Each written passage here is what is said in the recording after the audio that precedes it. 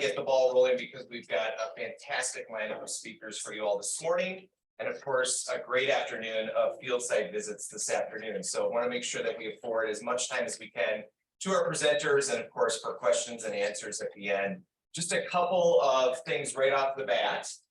First and foremost, again, this is our 4th iteration of Love Our Great Lakes Day. And essentially the slide, you will no go on the slides. Technology, right? But right out of the gate, I want to offer a note of thanks to those who make this day possible. So beyond our leadership team and everybody behind the scenes, our financial sponsors, so Fund for Lake Michigan, a very generous partner in making today possible and affording us the opportunity all to gather. ANSE and Associates for lending use of this really beautiful space down here on Lake Michigan. Really grateful to be here in this space, and that's the generosity and the graciousness of the ANSE team. And additionally, a couple of core partners here. So again, I referenced LNRP, but the Ozaukee County Watershed Coalition and Western Great Lakes Bird and Bat Observatory. So really grateful to all of our partners, those who have provided financial support for the event and those who have been in kind in making today happen. So a couple of additional messages of thanks. One very fitting as I see a certain gentleman walk in the door. We wouldn't be here today if it weren't for the genius behind the scenes of Bill Morin. Bill, can I ask you to just do a little wave from the back, please, if you would? Thank you. Really well, we didn't even practice, so great entry. It's perfect. So back in 2018, Bill got the concept for Love Our Great Lakes Day here in Ozaukee County, more specifically Port Washington, rolling. And here we are in our 4th iteration today. And again, just a special note of thanks to Bill for really being the brainchild behind where we are all today gathering and celebrating Lake Michigan. Also want to thank, of course, our presenters for them taking the time on a Saturday morning to be with us. Again, I think just a fantastic group and really thrilled we have an opportunity for you all to join with them. So thank you to Bill and to Tim and to Melissa and to Susan Bentz, our environmental reporter from WWM, who will be our moderator today, and to all of our field site visit guides as well. So thank you one and all. Our partners, really, again, I mentioned early some of those core partners who have been part of making today happen, but we also have some partners who are represented out in the hallway. So please take some time before you depart the building today to take a look at some of the materials that they have put out. We've really got some fantastic land and water conservation partners here in Ozaukee County. We're so fortunate to have them, and many of them are represented here today. So thank you to those partners as well.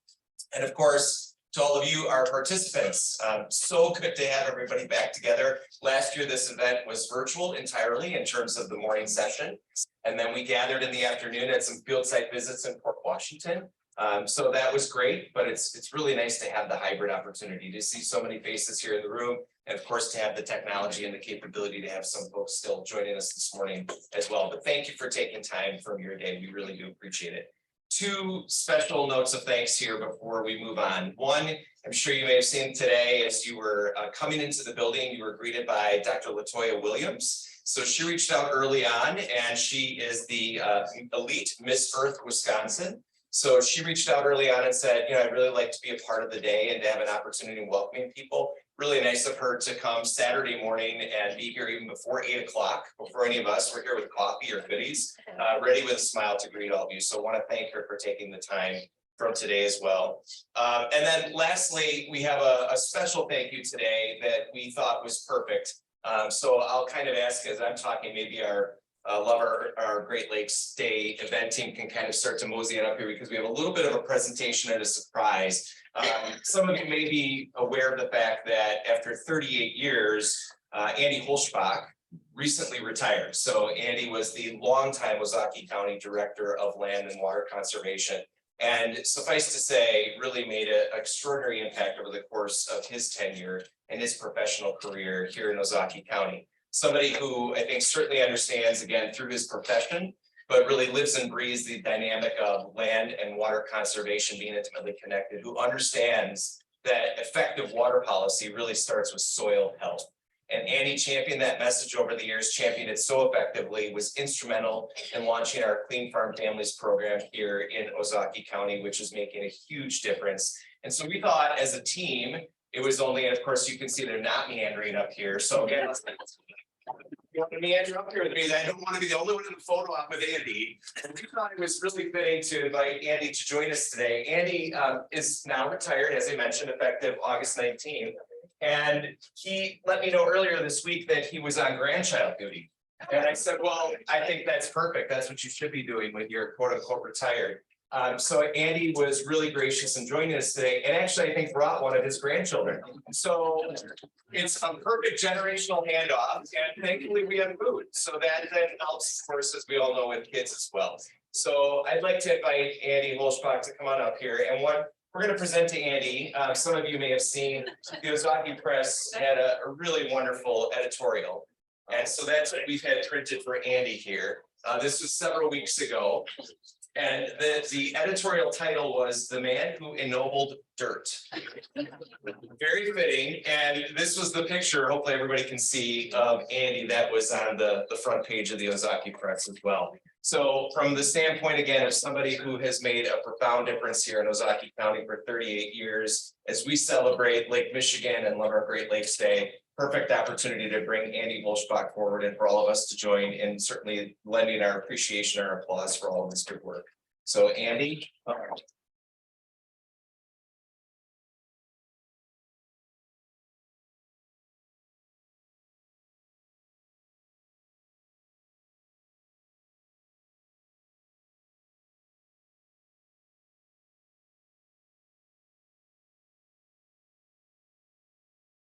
The rest of the love our Great Lakes. No, you don't. All right. You want the little one in here? Yeah. You want to come on in here? I'll get out. This is the handsome guy right here. So you got Bill, we have Jill, we have you. Sarah's not here, right? Natalie. So, right? You do. I don't. Yeah, exactly. So, want to get here by Grandma? That's right. Yeah, right. It's all about. Bill, you got cheers.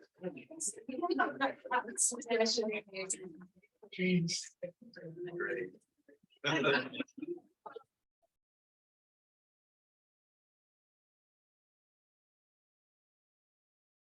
First of all, thank you very much. I'll tell you what, it's been a real privilege for me to work for Ozaukee County for 38 years. And you know, I stand here now, but I'll tell you what, I worked with so many wonderful people. And as you know, it's everybody truly working together to get something done. It's not just one person. So I have to give all the credit to people that I've had a chance to work with, the county board, my supervisors over the years, all of the farmers, the landowners, all my friends I've gotten to know. And like Tom had mentioned, soil health, you're here today to talk about water quality. If you're truly serious about improving water quality, I hope in every water quality conversation, soil health comes up. I grew up, and I won't be real long here, but I grew up on a dairy farm, and I've seen how soil can truly change if you take care of it properly. Soil is full of life, and you don't want to do tillage. You want to always have something green and growing. You want to keep it covered. You have to nurture the soil, and by doing that, water can actually, the soil biology changes, the structure changes, and water can actually get into the soil. You don't have all the runoff, and it's more profitable for the farmer. You're sequestering CO2, so you have the whole climatic benefit. It's a win-win-win. So on behalf of everybody I've had a chance to work with, thank you.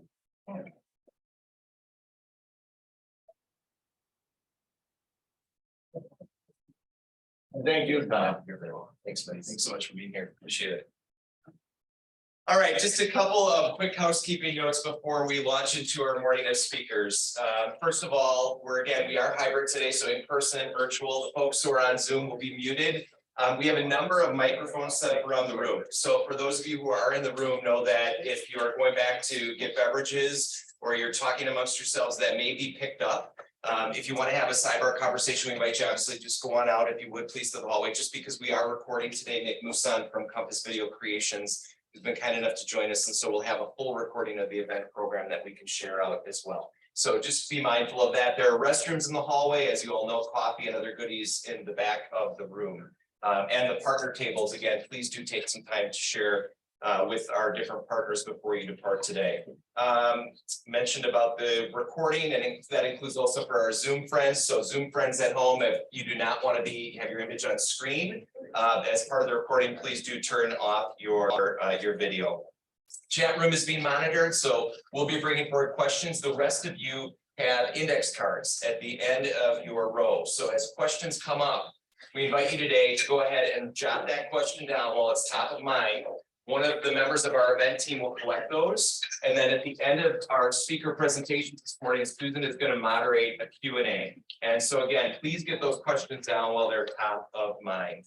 And then again, field trip, the field site visits this afternoon. If you run into any questions, so you're lost, you don't quite know where to be or what time, feel free to call me on my mobile. So that is, and it might be up on the screen here momentarily, but I can share that out with you all. It will be. Yeah. So you'll see it, or I'm always happy to give it. So, but feel free to call, just throw up smoke signals or whatever it might be, and we'll get you to where you need to go for our afternoon site visits. Got a great morning of lineup, as I mentioned earlier, so appreciative. Melissa Scanlon was unable to be with us today, some COVID related concerns, but was gracious enough to record a 30-minute presentation for you all. So in addition to Bill Davis and Tim Ellinger, we've got Melissa here with her presentation, and Susan joining us as she does each year as our event moderator. The afternoon guided site visits, I think you'll enjoy so much. So hopefully you're part of those. If you've not registered, don't worry about it. Talk to one of us from our event team and we'll get you to one of those field sites this afternoon, because you're not going to want to miss that. Great chance to get a sense of some of the really exciting land and water conservation restoration projects going on here in the city of Port Washington. We can put these up again at the end, maybe to see people up. Yes, that's a great idea. Sounds good. Great idea. Yep. Right. Perfect. So then lastly, before I introduce one final very special guest with us this morning, just kind of wanted to set the tone for you all today. I love this quote. So just some background on this. In 1903, then President Teddy Roosevelt actually traveled to the Grand Canyon. And this is actually after he spent 3 days camping with John Muir at Yosemite. So the life of a president was maybe a little different back in 1903. But President Roosevelt at that time had a message for folks who joined with him that day at the base of the Grand Canyon. And he was actually quoted as saying this: "Wildlife and its habitat cannot speak, so we must and we will." Such a great message, I think, as we join together today and we think about the kind of work we're collectively doing in the communities that we serve, and land and water, and of course, the importance of policy, and then also driving policy through local community action. And we're seeing so much of that now through so many different environmental partners and through such great work being done in the communities in which we live. So it's a great chance for us to gather together today and acknowledge that, but also acknowledge the importance of that policy locally, state, national, being not only bipartisan, but hopefully us moving to some point whenever it concerns land and water conservation policy being nonpartisan. One of our local champions, and anytime you hear her on the radio, it's really inspiring to hear her really champion that, is Representative Deb Andraka. And Deb was grateful enough to join with us here today. I'd like to invite Deb to come forward and just share a few remarks, set the tone a bit here for us as we get moving into our speakers this morning.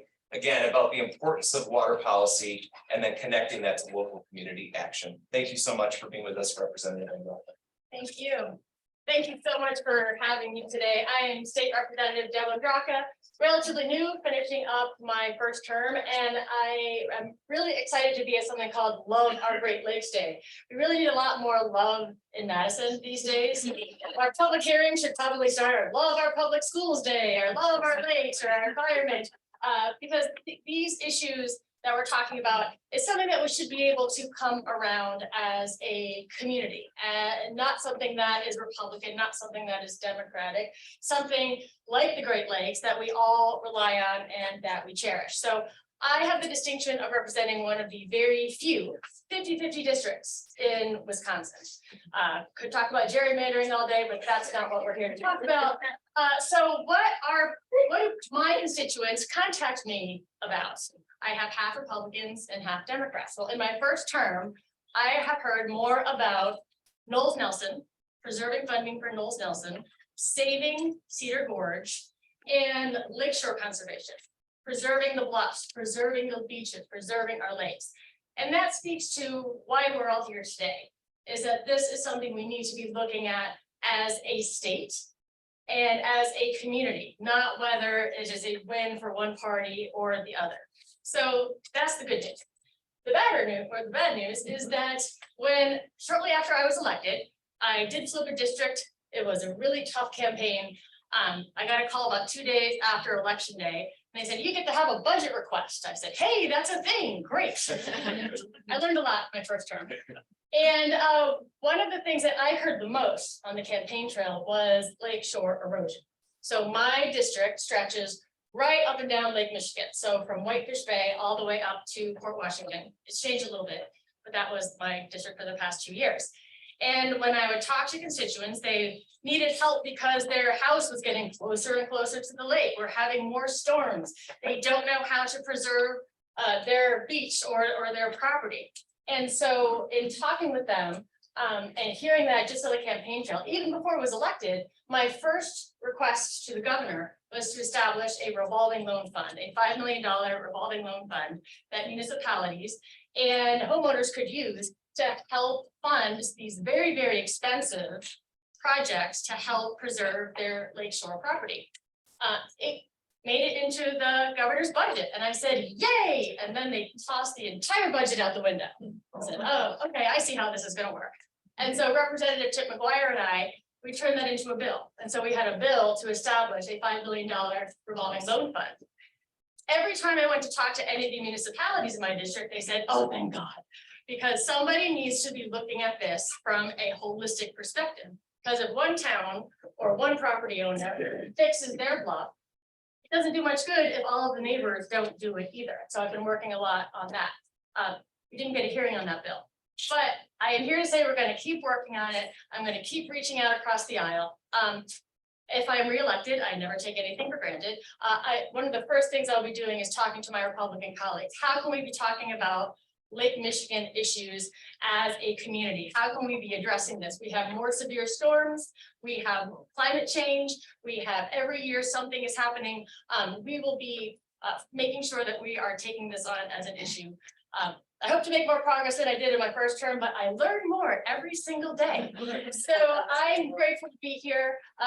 Before I was elected, I was an elementary school teacher, and before that, I worked for a group called the Environmental Law and Policy Center of the Midwest. So I have a background in working on issues like these. And I just want to thank all of you for the work that you do. You know, politicians, we show up and we say a few things and, you know, like to cut ribbons and, you know, have a photo op with a shovel. But everyone here, the scientists and the people who do this work day in and day out, you're the real champions, spending more than 30 years working on soil conservation. When you're doing work, let our office know about it. I want to make sure that people know the work that's going on here so that all of my colleagues, Republican and Democrats, know that this is something that my constituents care about, everyone in the state cares about, and I hope to keep doing this work for a while. So thanks for the opportunity to say a few things, and I look forward to working with all of you. Thanks.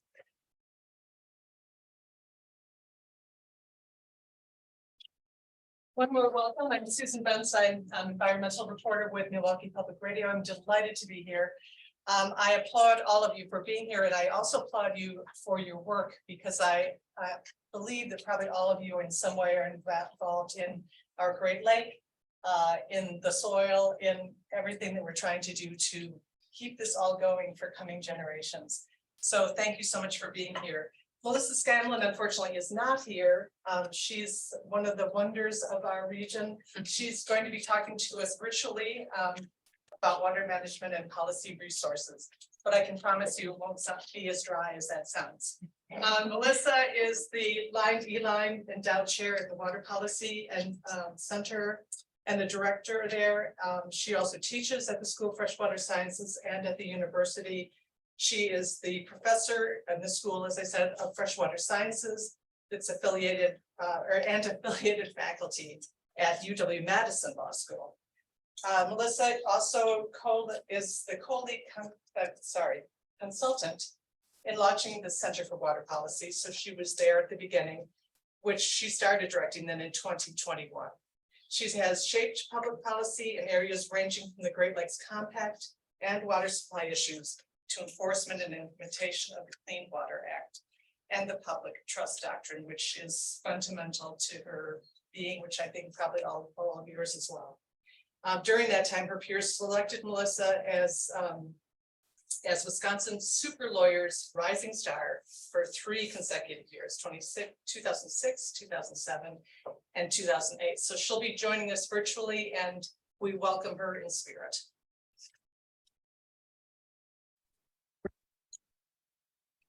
Good morning, everyone. It's great to be here. I'm Melissa Scanlon, and I am talking to you from the School of Freshwater Sciences at UW-Milwaukee. Today, I'm going to be presenting to you on Wisconsin's public trust doctrine and how DNR water managers implement this doctrine. My findings are based on qualitative research interviews that I conducted as a unique time series project over the past, not 1, not 2, but 3 decades. It's hard to believe. The broad focus of this presentation is on how DNR water managers are exercising their trust authority to protect and manage navigable waters within the context of, let's say, shifting regulatory reforms and contradictory interpretations about the DNR's authority. So I'll give you an overview of the public trust doctrine. We'll talk about the 7 core concepts. Then we'll talk about how the DNR is implementing the doctrine and I'll introduce you to the DNR trustees.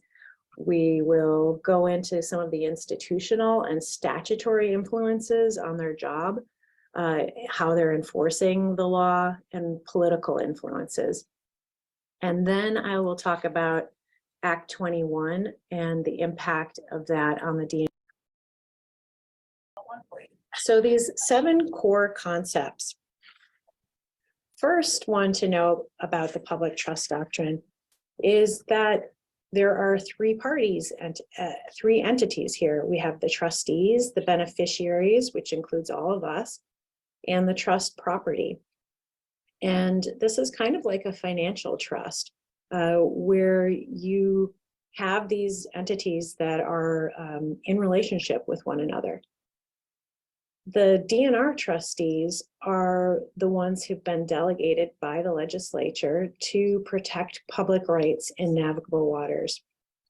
And they have a supervisory duty that I would describe as something akin to adaptive management, meaning they have a duty to make decisions, look at the science of how those decisions are impacting our water resources, and then change and modify their decisions going forward in order to protect those water resources. Another aspect of this doctrine is that it is fluid, pun intended there, and that it changes over time to reflect our values and how we use water and how we appreciate it. The legislature is able to make grants of private lakebed title. Usually that is to a city or a county. It's limited and it's cabined within certain legal constraints, but that is something that the legislature has done historically. Another piece of this is that private riparian property use. So these are people who own property abutting the Great Lakes shoreline or other navigable waters, that use is connected to the public trust and in relationship with the public trust. So riparian property owners need to use their property in a way that doesn't encroach on public rights in navigable waters. And then lastly, active enforcement by the trustees and the beneficiaries is really important to having a healthy management system for our shared waters. And Wisconsin's Chapter 30, which partially codifies our public trust doctrine, characterizes every violation of that chapter as a public nuisance. that any person can bring a legal action to stop. So that's important to know, that we have a role as beneficiaries of the trust. But we also want to look at how the DNR is enforcing the trust. So now I want to talk about my research. And this research really looks into implementing the doctrine by the DNR trustees. The legislature, as I mentioned, delegated authority to the DNR, and chapters 30 and 31 are the primary statutes, although there are many others that impact navigable waters. But these are the primary ones. And the people at the DNR who are carrying out the implementation of these statutes are called water management specialists. So I interviewed as many of them as were willing to interview with me in this latest round of interviews. And one of the more difficult aspects of being a water specialist that came out in the interviews is that they're constantly navigating this boundary between public and private property. And they're balancing this duty of protecting the waters of the state with the duty to manage and use access to the waters by many, many people. Throughout my interviews, I found a tension between the mission orientation that the DNR staff brought to protect the state's waters and the day-to-day reality they were facing. Almost all of them are educated in water resource management, and they're largely products of the UW system of universities. They bring a deep appreciation of the outdoors in their personal lives, and this is what draws them to work at the DNR and work in this job. But the reality can be a bit difficult. For example, many of the activities by riparians that impact the state's waters are now covered by general permits and exemptions. And this means there's less input on projects and less ability for the DNR water specialists to talk with landowners and guide them on how to minimize their impacts on the state's waters.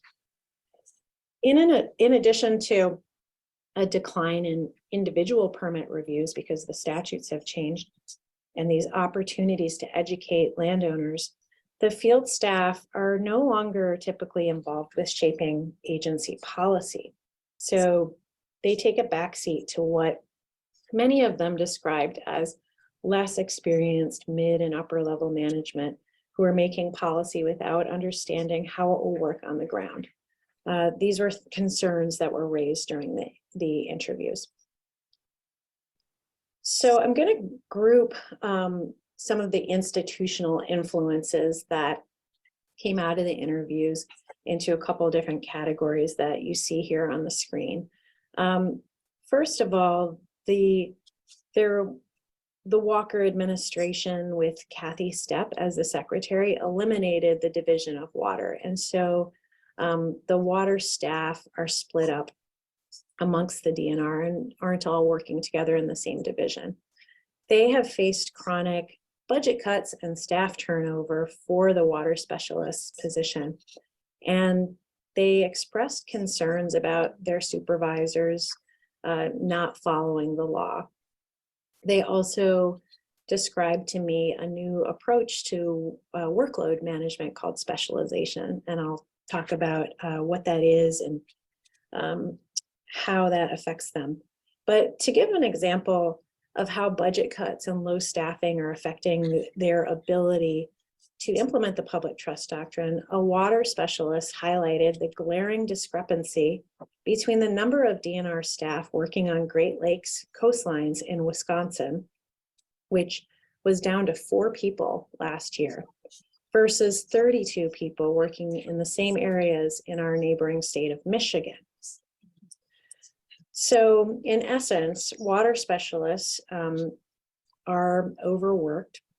And one interviewee reported on his ever increasing workload. One of the things he highlighted was that in 2014, he covered 19 counties In 2018, he was responsible for 30 counties.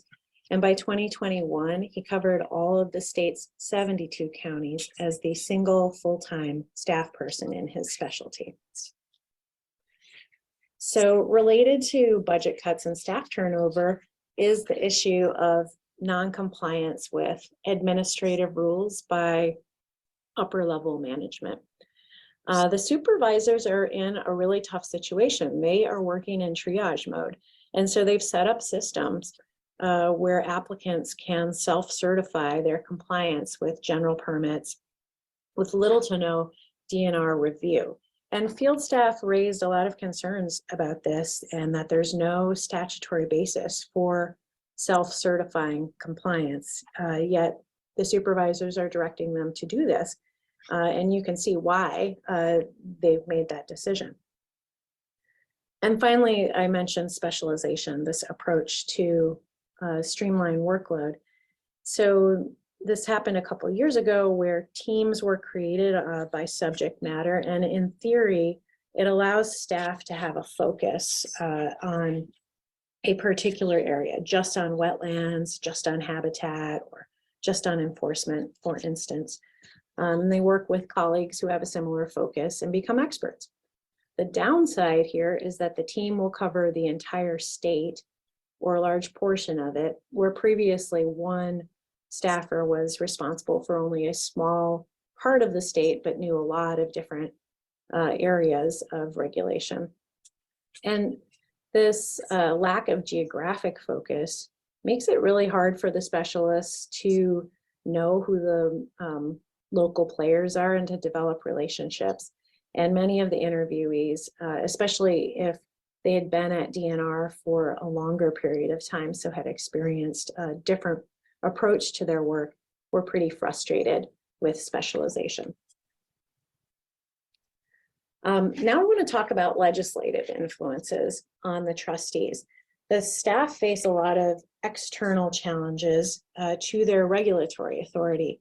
And in the past 10 years, the DNR's authority has really been contracting. So I'll talk about shoreland zoning laws first. The legislature rewrote the state's shoreland zoning laws using a 2015 budget bill. And the new law, Act 55, drastically changed shoreland zoning, which controls the placement of structures and types of activities that are permitted in the coastal zone. As part of the budget bill, the law was passed without a public hearing or other processes that would have allowed for debate on the substance of the changes. And Act 55 essentially abandoned the prior minimum state standard approach to shoreland zoning in favor of restricting local governments to a statewide maximum uniform standard. So this is a major shift away from local control. And prior law recognized that there were different parts of the state that faced varying degrees of development pressure, and some local governments needed the ability to impose more restrictions on development to protect shared values. So in the northern counties, you saw that a lot, where there were local controls that were much stricter than the state standard. Now we have a state maximum standard. So counties and localities cannot go and be more stringent than the state. And the maximum setback now for construction is 75 feet from the ordinary high water mark. Any houses that are closer than 75 feet are considered non-conforming.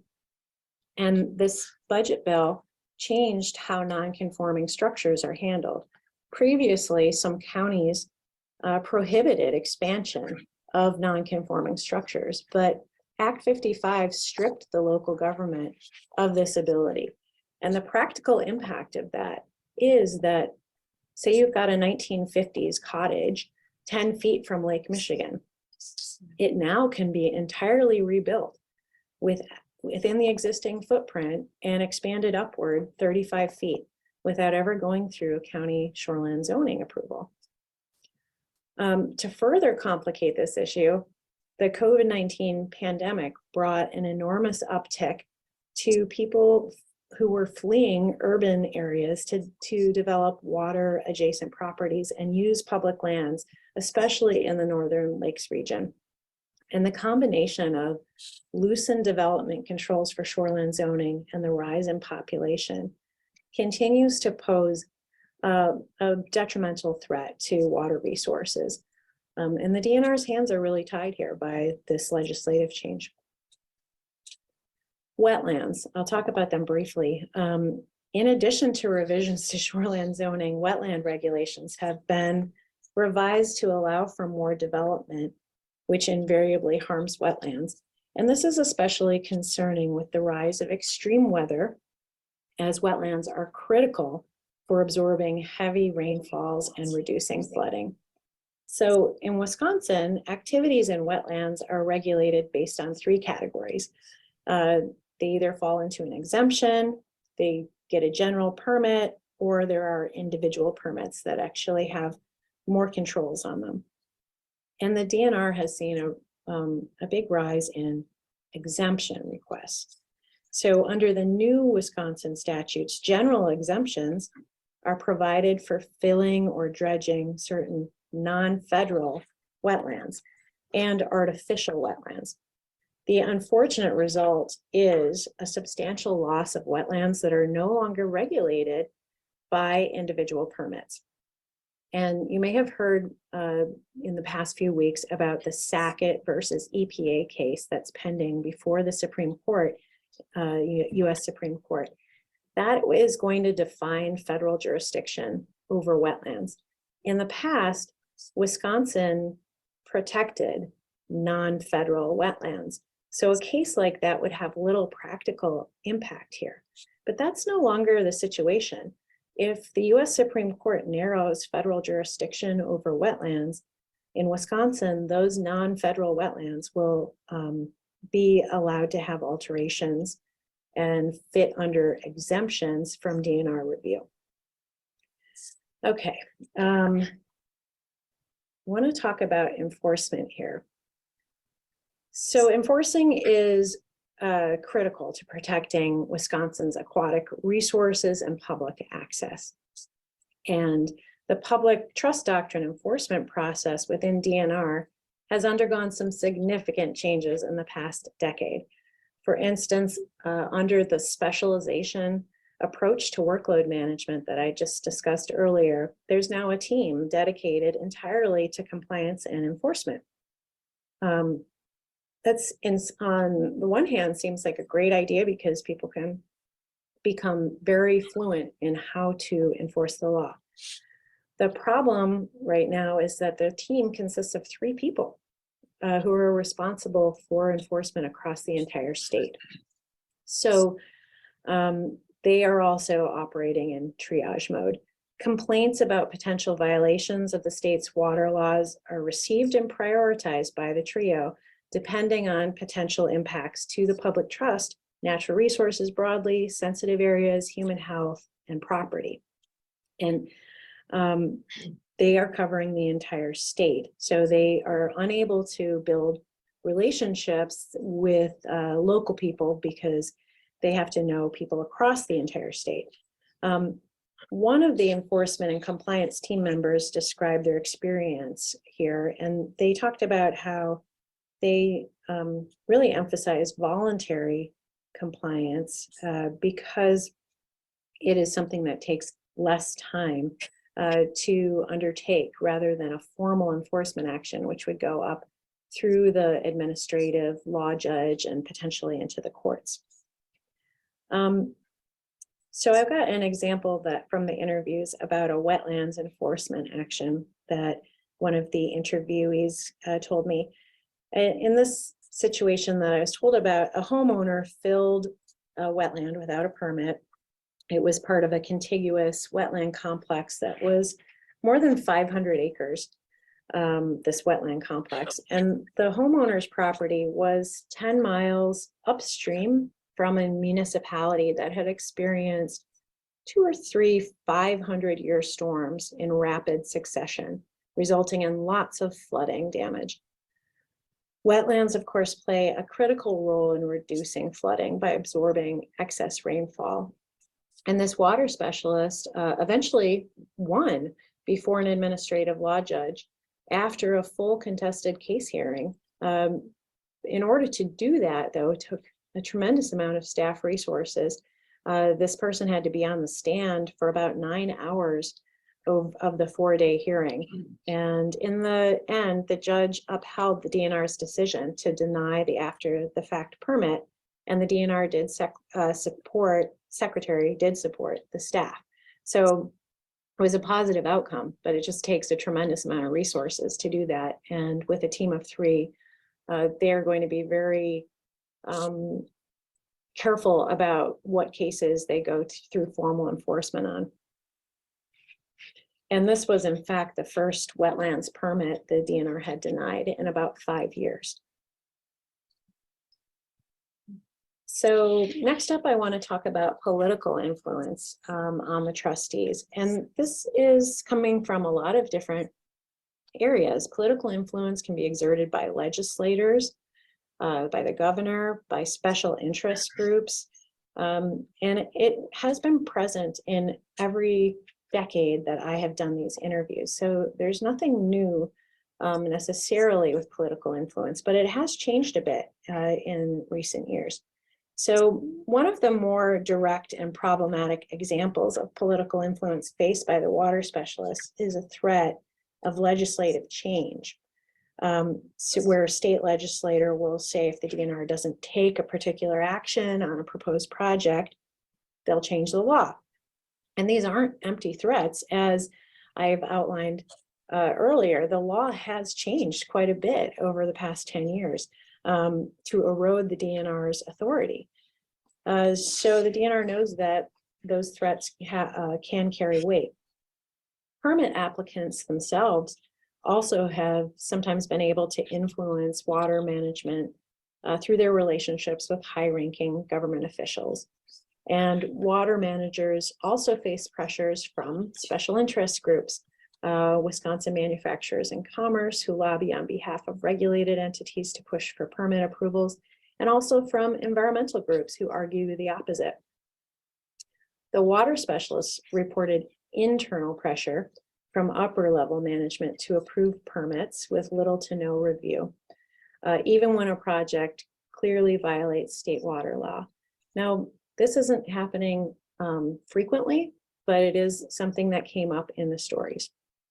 One example that exemplifies this type of influence is the Kohler Golf Course case that is close to where you all are. So Kohler proposed to build a 274-acre golf course on the shores of Lake Michigan, and the proposed site is adjacent to the Kohler-Andre State Park. It includes rare and high-quality wetlands. And this was a situation where water specialists initially were refusing to issue the permit, but upper-level DNR managers overrode that decision. An environmental organization sued and successfully blocked the DNR from issuing this controversial wetland permit. And according to the administrative law judge overseeing the case, the Kohler company failed to submit definitive plans and complete documents, both of which are required for DNR to properly review a permit application and determine project impact. And instead, the judge reviewing the Kohler company's application found only, quote, speculation and promises, end quote. So that was another situation where the courts had to step in to correct an action by the DNR. Finally, I want to mention the change from Governor Walker to Governor Evers greatly impacted the degree and kind of political pressure faced by water specialists. So under Governor Walker, water specialists who worked in that administration reported that the governor's office and state legislators routinely influenced DNR decisions, again, with threats of legislative change or executive overreach if DNR staff refused to cooperate. And the staff also reported feeling undermined by Secretary Stepp. With Governor Evers, the same has not been true. The water specialists reported that there's been no executive or legislative interference on specific projects, and they instead feel supported by Secretary Cole's office to make field level decisions. Now, I want to emphasize here that this is not a Democrat/Republican kind of difference, because in my prior research, there was documented political influence when Democratic Governor Doyle was in office. So this is really a difference with the Evers administration, and I wouldn't chalk it up to a political party thing. But it is interesting to note, this is the first time that I've done these interviews where the staff are not feeling that kind of pressure from the governor's office. Okay. Last up, I want to talk about the impact of Act 21 on DNR's public trust implementation. This is not an environmental or water piece of legislation, but this law was passed in 2011-2012 legislative session, and it was focused on shifting the balance of power from administrative agencies to the legislative and executive branches. And I'm going to highlight 4 key things that this law did. It prohibited agencies from enforcing requirements that are not expressly authorized by statute. The legislature needs to approve administrative rules.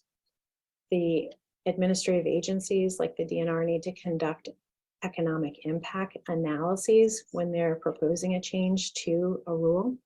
And the governor needs to approve the rules at 2 different steps in the rulemaking process. So it's now much more difficult to create an administrative rule than it is to pass a statute in Wisconsin. In the past, yeah, that was really the inverse. Act 21 carved out a larger role for the political branches to control the agencies. And in practice, this new law really has impeded the DNR's ability to implement and fulfill their public trust duties. For instance, because updating administrative rules is so cumbersome, the DNR really failed to update any codes, any administrative rules for about 8 or 9 years during the Walker administration. It was very rare to get any updates. And the staff simply didn't have the time or resources to go through what they've described as a convoluted process. The DNR water specialists are then left in a cloud of confusion about the reach of their authority to protect and manage the state's waters, because you have statutes and rules that are not agreeing with one another because the rules haven't been updated. And there have been conflicting interpretations of the DNR's water management authority from 2 attorney generals, which further complicated this, and it caused more uncertainty for the DNR, leading them to be more cautious and restrained as a trustee over the state's waters. Finally, a decade after the passage of Act 21, the Wisconsin Supreme Court interpreted its scope and application to the public trust doctrine and ruled that the law did not undermine the DNR's longstanding trustee duty to protect the waters of the state. It clarified the DNR's proper exercise of authority to impose permit conditions to protect the state's waters, and that authority being explicit but broad, even if there aren't specific mentions of conditions that appear directly in the statute. So that's a long way of saying that now the DNR has some clarity from the Wisconsin Supreme Court that it can impose conditions on permits to protect the state's waters. But it's been a long time in the making, and there's been a lot of confusion leading up to this point. And I wouldn't say that this ruling answers all questions for the DNR. Okay, last up here, I want to talk about climate disrupted water cycles, and particularly how this is playing out on the Great Lakes. I'm sure this is all familiar to you guys about the fluctuations on the Great Lakes over in recent years. And the situation on the Great Lakes culminated with an emergency process that the DNR created to allow for homeowners to take actions to protect their properties. I have a video here that describes my research on this, and that's going to be a much quicker way. We are drawn to water to live, work, and play. For over a century, Wisconsin has reflected that importance in a body of law known as the Public Trust Doctrine. The doctrine establishes the state as a trustee over our shared rights to enjoy water resources. Yes, when it comes to water, every cheesehead is a trust fund kid. Throughout my career, I have studied how Wisconsin's water trustees at the Department of Natural Resources implement this doctrine, manage uncertainty, and confront complex challenges. Over the past decade, Wisconsin's legislature reduced the DNR's authority, made it much more difficult for the DNR to update administrative rules, loosened controls over building homes close to the water, and cut funding, resulting in fewer water managers to enforce water protection laws. Recent years have brought one wake-up call after another. During the COVID-19 pandemic, public demand for water resources dramatically increased. Meanwhile, climate change is bringing us greater extremes. Yet trustees are less able to respond when a crisis hits. Lake Michigan's water level dramatically went from a record low in 2013 to a record high in 2020. With buildings too close to the shore, the high water inundated some communities and eroded the ground beneath others. Hundreds of coastal landowners took action to armor the coast, often without permits. Inexperienced contractors came out of the woodwork and took advantage. Some property owners filled the lake bed to extend their property. Others added inappropriate materials such as building debris. Since DNR trustees lacked the staff and authority to respond in a timely manner, owners realized they could act first and get permission later. Some structures washed away in one storm. Now that the water is receding, shoreline armor is high and dry, an eyesore, a threat to fish and wildlife habitats, and an obstruction on the shoreline. To avoid similar problems in the future, Wisconsin and other coastal states should reconsider allowing homes close to shore or in flood-prone areas. Invest in enough water managers to respond in times of crisis, and give them the legal tools to protect the common good. While the future is uncertain, the water always wins.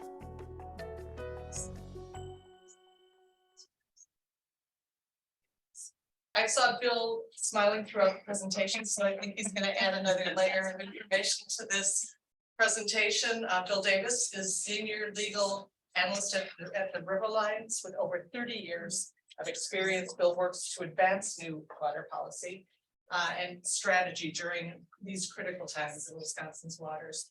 Before joining the River Alliance, Bill worked on environmental policy at the state and regional level, including stints. Did you write stints? Stints as executive as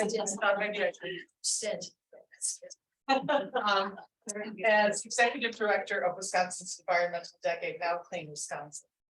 Citizens for a Better Environment and the State Environmental Leadership Program. This is a very busy man. Bill has an undergraduate degree in wildlife ecology and a law degree, both from the University of Wisconsin-Madison. Welcome.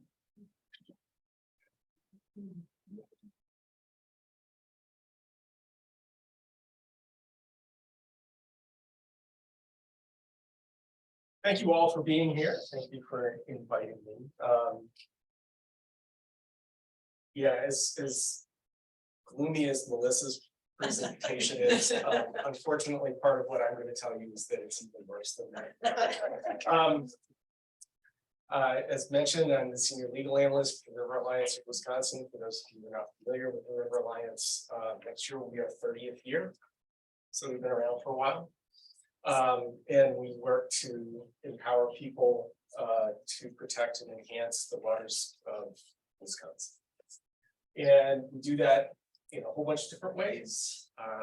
As Susan mentioned, I work mostly in the policy realm. One of my colleagues works more in agricultural realm. The 40% of our land use is agriculture. That's important for what I'm already. Another one of my colleagues works on aquatic invasive species. And throughout the course of our existence, we have worked with and helped create a lot of smaller water groups focused around particular rivers around the state. And we still do a lot of work with them, helping them with organizational development and things like that.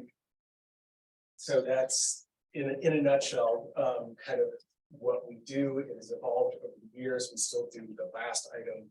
Early on, we did a lot of work on dam removal and dam regulation. We still have a toe in that, but it's not as much of an issue as it was in early 19.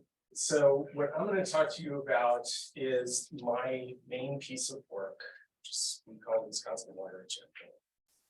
And the unfortunate fact is all of our laws at all levels, from local government all the way up to federal government, structurally cannot achieve our human health and ecological goals. And that's a problem. And you see evidence of that in a bunch of different ways. I'm sure you've all seen the stories, from nitrate pollution, PFAS contamination. There are upwards of 100,000 people who shouldn't be drinking the water from their private wells. Melissa mentioned shoreline erosion. We have algal blooms, a whole number of problems. That's because the system that we have, to the extent that it's a system, evolved. It was never designed to actually solve a comprehensive problem.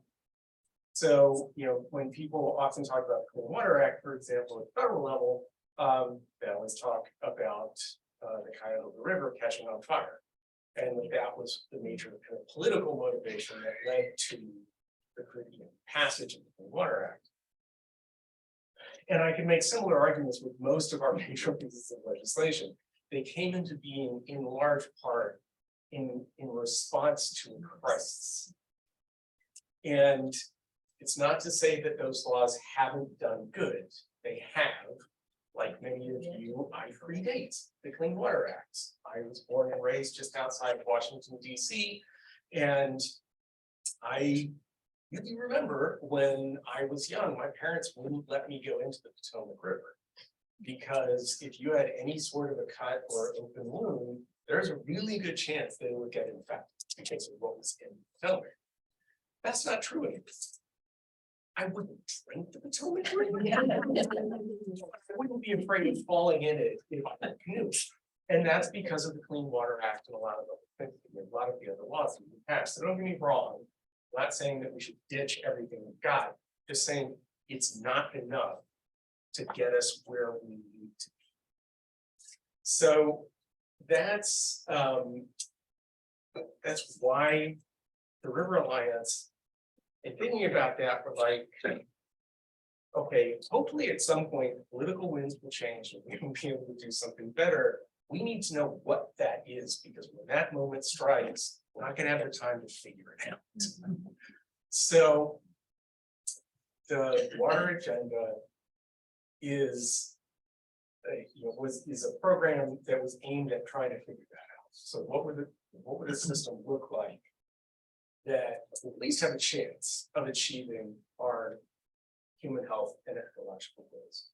And to do that, I brought together 13 folks from around the state from a wide array of backgrounds.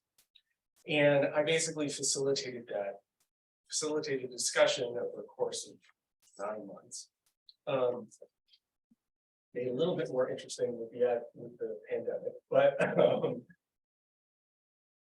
they came up with the 12 elements that I'll show you in a sec. But a couple of other things just to kind of say out loud. I already mentioned the first. The second is one of the things that struck me, the reason I was smiling during Melissa's presentation is she was talking about permits. One of the things to realize about the word permit in environmental regulation is that it is an action verb, it is not a noun.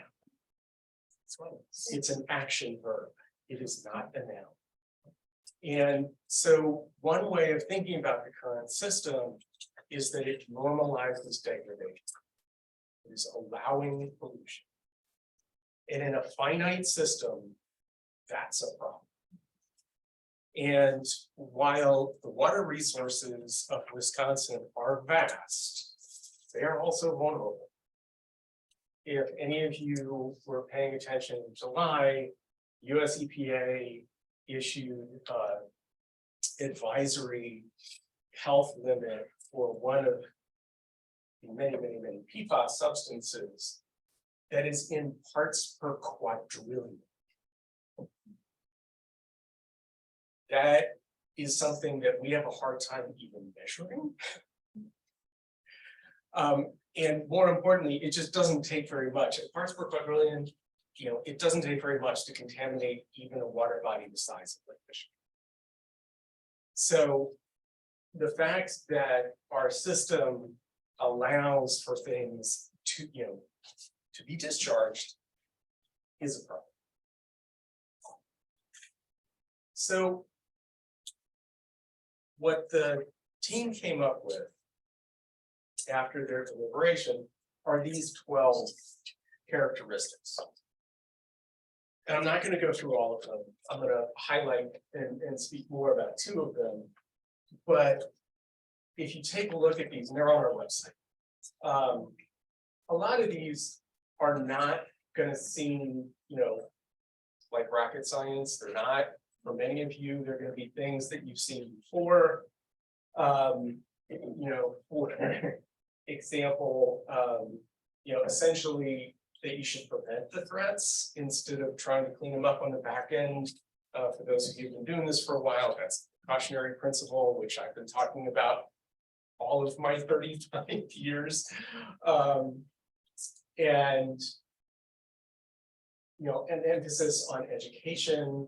One of the things that always amazes me is, there are people in Milwaukee that are living, 12 or 15 miles from Lake Michigan and have never seen it.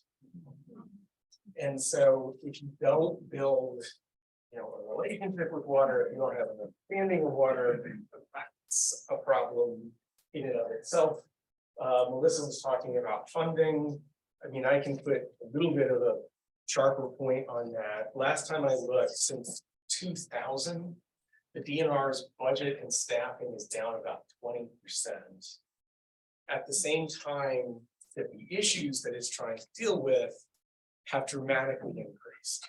So one of the other changes that she didn't mention was actually in 2008, there was a law that was passed that took away local government's authority to regulate factory farms, CAFOs, if that terminology means anything. 2007, before that law passed, we had around 30 CAFOs. We now have more than 300 of them in the state. And that's another area we can't get into the specifics, but within the DNR, they've had incredible problems staffing that program. And so, yeah. So it needs to be it needs to be funded. Melissa also mentioned that it, whatever the system is, it needs to be adaptive and it needs to be flexible. It needs to be able to respond in an appropriate time frame. The other thing that I can tell you on the administrative rules side of things that Melissa mentioned, she mentioned Act 21. She didn't mention Act 57, which was passed in 2017, which makes the administrative process even worse than she was laying out. So it now takes almost 3 years for the DNR to go through the process of promulgating an administrative rule. And even at the end of that period, there's no guarantee that it will actually go into force. So to put that, into context, I mentioned PFAS before. People tend to talk about PFAS the way that I just did, as if it's kind of one thing. last time I looked, federal agencies are listing around 12,000 different PFAS substances. PFAS is a class and it's huge. We only have chemical protocols for 50 of them. And by that, I mean a chemical protocol is what allows you to determine whether you have one of these substances or not. So you need to be able, it's one of the reasons why you should have the precautionary principles so that companies can't just put those out into the environment unless we know what their environmental fate and transport is. But it also just kind of highlights, you've got to go through a 3-year process for every single one of those substances, ain't gonna happen. So, so the system needs to be adaptive and flexible. And the other thing that I would say in terms of flexibility, Melissa was talking a little bit about climate change, and I think as you all know, she was talking about we're now having more intense water events. A lot of our current law and regulation is tied to the concept, and we've all heard of like 100-year, 500-year. Most of the folks that I know in flood management just chuck that out the window because it just doesn't mean anything. It's not the way climate is happening. And I was watching a presentation by Lumen Sandra Postal, who's done a lot of work in water policy at the national level at Earth Day this year. And she had a phrase / image, which I like a lot. She said, if you think of climate change as a shark, water is that shark's teeth. And that is really true. It is the way that most people feel the effect of climate is through water. Flooding, too much, too little. But it has made a very, very significant difference in the way things are happening on the land. And again, our system wasn't really designed to deal with that. And that needs to change. So the two of these elements that I am going to talk about in a little bit more depth, number 3 and number 4 on this list. So I'm going to start with number 4. You have to manage water as it exists in nature, which we do not do. Water has this nasty habit of not respecting our political jurisdictions. And we have a lot of them that are involved in water policy, everything from local government in this region, and if you're talking with the Great Lakes, all the way up to international treaty. And one of the things that you will find is that it is really hard, and in few instances, is the responsibility for something actually aligned with the authority to do so. And that's one of the many problems, but one of the problems. That is much, much easier to do if we have a little bit of humility in the face of water and realize, Melissa said the water always wins. I basically say water's going to do what water wants to do. We really don't have the ability to manage it in the way that I think maybe we think we do. So one of the things that I have been doing, and a big part of my work right now, is I've assembled another team to really look at what would it mean to actually manage water at a watershed level. And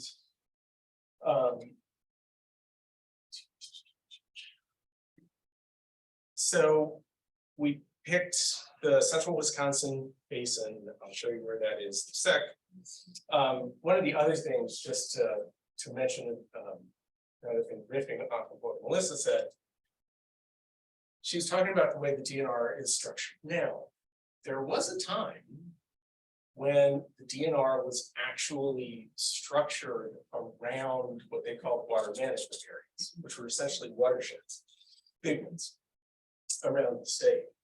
And that ended in the 2000s and officially ended when we got rid of the water division. And while there were some good things about that, because you had a person who was responsible for all of the DNR staff that was working within that basin, they actually almost never had authority over people that worked for them. And that was part of the reason why that program, while it did some good things, never really achieved the promise that we had hoped.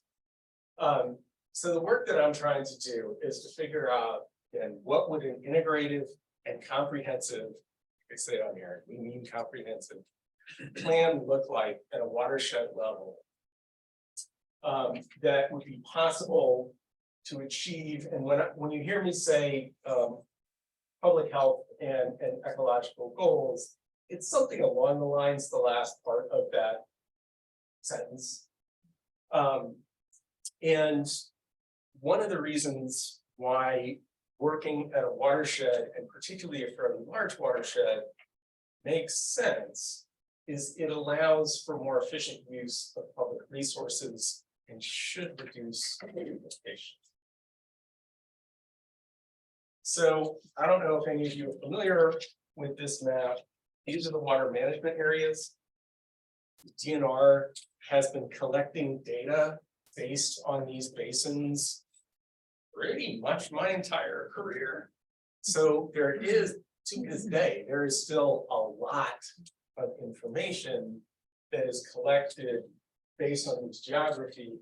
And the one that I'm trying to draft a plan on is the Central Wisconsin Basin, which if your geography is really good, you can tell that includes Stevens Point, Wausau, goes all the way down to the Dells. It includes a significant part of the Central Sands. We picked that just to say it out loud because we knew it would be hard. We've done a lot of work, the River Alliance has, in that basin. User conflicts are huge in that basin. It is a major area where you hear, people talking about high capacity wells. That's in the Central Sands. 1950-ish, there were about 50 high capacity wells, meaning a well that could pump 100,000 gallons of water a day or more. There are now more than 3,000 of those wells in that 6-county area. There have been years when the rainfall is not high, that Little Clover River, parts of it have run dry because of the high capacity well pumping in that area. Agriculture is a big part of that area. There's mining, forestry. You have Stevens Point, Wausau, so you have urban areas. So we picked it because of that, knowing that if we can come up with something for that basin, it'll work almost anywhere else, because we're gonna have to deal with just about every issue that you can think of in that basin. I've been approaching this in the same way that I approached the water itself. I put together a group of people, most of whom are in that basin. And we actually just had the first meeting of that team a little less than 2 weeks ago. So we're just kind of starting with that. But even with that initial discussion, it's been kind of interesting, because where we started was the question of what is our relationship to water, which is frankly something that most of us never even think about, and is probably a mistake that we don't think about. We tend to take water for granted, or we think of it as a commodity or a resource. We tend to think of ourselves as being outside of the water system instead of like part of it. So even at that initial level, it was really kind of interesting, and it leads you to a bunch of different places. So one of the other things that they already had started talking about is any plan for a basin has to, as part of it, build a community of support around the water of that basin. Because without that, no system of laws and regulation is going to get you very far. So as I had kind of hoped, they're thinking much larger than our current kind of laws and are not so far anyway. Thinking with entirely within our current legal system or jurisdictional framework. I will just say as an aside, I am not assuming that one of the recommendations of this team is going to be to get rid of counties or cities or anything like that. But I do think what they are going to say is that all of the municipal jurisdictions within the basin, they have to be aligned. And there are ways that we can do that. And in more ways than you might think, as I often mention, in gearing up to do the water agenda itself, part of the preparation that I did is I have read every state statute in Wisconsin that touches on water in any sort of way. Not all the regulations, but the statute.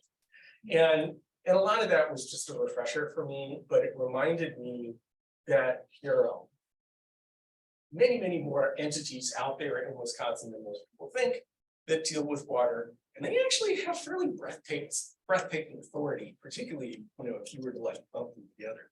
So a lot of this wouldn't be new ground per se, it would be realigning kind of how decisions are made.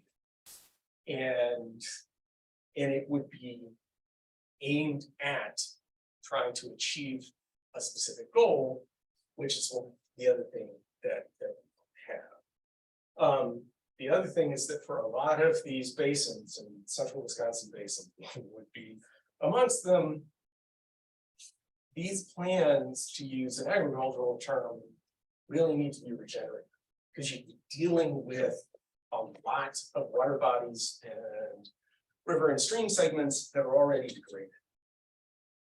So that's a whole different kind of lens to this as well. This is not just trying to maintain the status quo. This is actually trying to make things better. And as you may or may not have seen, just to kind of highlight that, the DNR just issued a fish advisory for 2 PFAS substances on the Wisconsin River. So this is going to be this is going to run everything from agricultural inputs, pesticides, industrial discharge, the whole gamut. So one of the things that I've already kind of mentioned, so the basin team right now is kind of, they're starting with what should a plan look like, but they will soon run into, at the end of the process, start talking about then what does a governance structure have to look like that would support that plan. And one of the things that leads to is decision making. And they've already talked about, and it was something that the water agenda team talked a lot about. And the way I often tee this up is if you go on our website and you look at more closely at those 12 elements, you will see that environmental justice is not one of them. Now, I can tell you going into that project that I just assumed that it would be. And the reason that it's not is not because it wasn't talked about. It was talked about a lot. But given the 13 folks that I brought together that were having this discussion, every time they talked about environmental justice, they kept on challenging themselves, and they don't know what environmental justice is. Environmental justice is disproportionate impacts on low-income people of color neighborhoods. They kept on drilling down to why. Why did that happen? What allowed that to happen? And one of the biggest things that they kept on coming back to was who made the decisions and how they were made. Not the only thing that they talked about, but it was a really big one. So just bear in mind, within the water agenda, a lot of environmental justice lives in this element. And it's a real challenge when you get down to thinking about, okay, so how do you design a structure that allows for, as the Watershed team said, effective engagement of everyone that should be involved in the decision. And the word effective is really important in that statement, because again, the folks that were having this discussion and the folks that are on the basin team doing their work for a long time. And right now, you know, the public input process that DNR uses is they send out a notice saying, we're gonna make this decision, they have a public hearing, maybe, or they just ask for public comment, and that's pretty much it. Yeah, that don't really work. It is certainly not effective. So trying to figure this out, both within the basins and just writ large around the state, is going to be very tricky.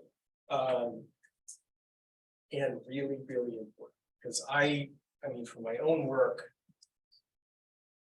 if you don't have the right people at the table and they don't actually have a voice, you're gonna end up making bad decisions. And there are lots of ways that I think, you know, it's why I was intrigued and pleased when the basin team started talking about building a community within the basins, because I really think that is going to be critically important. This isn't, you know, should be an ongoing discussion. You're going to have near-term and short-term decisions that need to be made. You can't recreate the community, you know, like that when a decision comes up, which is essentially what we try and do now. And I think that's one of the reasons why we run into problems. And so we're constantly trying to bring people up to speed instead of having people who already know what's up and engaging them in a process. I will say a couple of other things, and this is on the more depressing side. Melissa also mentioned the Sackett case. It was argued before the Supreme Court 8 weeks ago now. As she said, that's a wetlands case. It could end up being way worse than that. The federal government, the way the Clean Water Act is currently written, has jurisdiction over the waters of the United States. And the fight that has been going on for decades now is over what is the definition of the waters of the United States. And if this case goes badly, which unfortunately I'm here to tell you, most of my brethren will tell you that it will. It could remove federal protection from up to 45 million acres of wetlands across the United States. As Melissa said, we have a state law here that protects wetlands, but we've punched holes in it over the last 11 years, so it's not as protective as it used to be, but we'll be better off than a lot of other states that don't have that underlying protection. So it could be very bad from a wetlands point of view.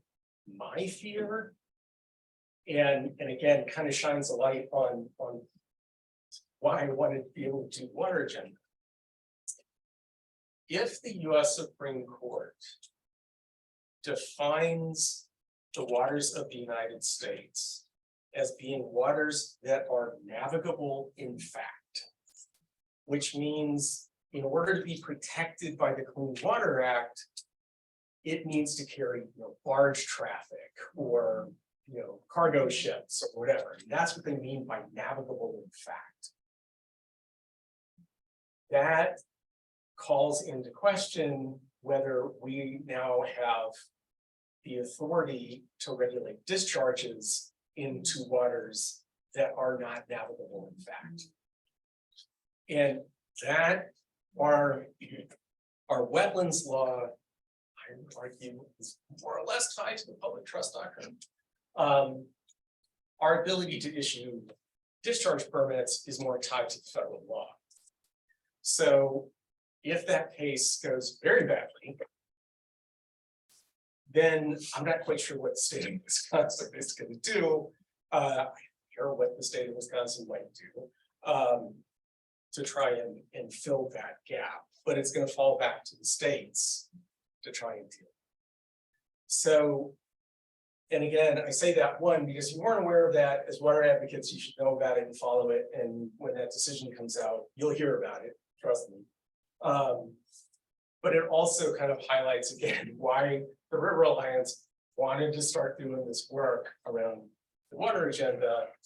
So if we find ourselves in a point where Clean Water Act and any other federal law touching on water pretty much doesn't do what we want it to do, then what do we want to try and pass at the state level to fill that hole? So that's, you know, me being really depressing.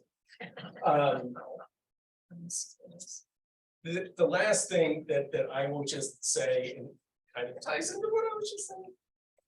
If you do nothing else, vote in this election and vote in next spring's state Supreme Court election. They are going to be very, very meaningful. Thank you, and I'll answer questions at the end. Tim has a lot to work off of what Bill has had said when he started his career in 1990 at UWM.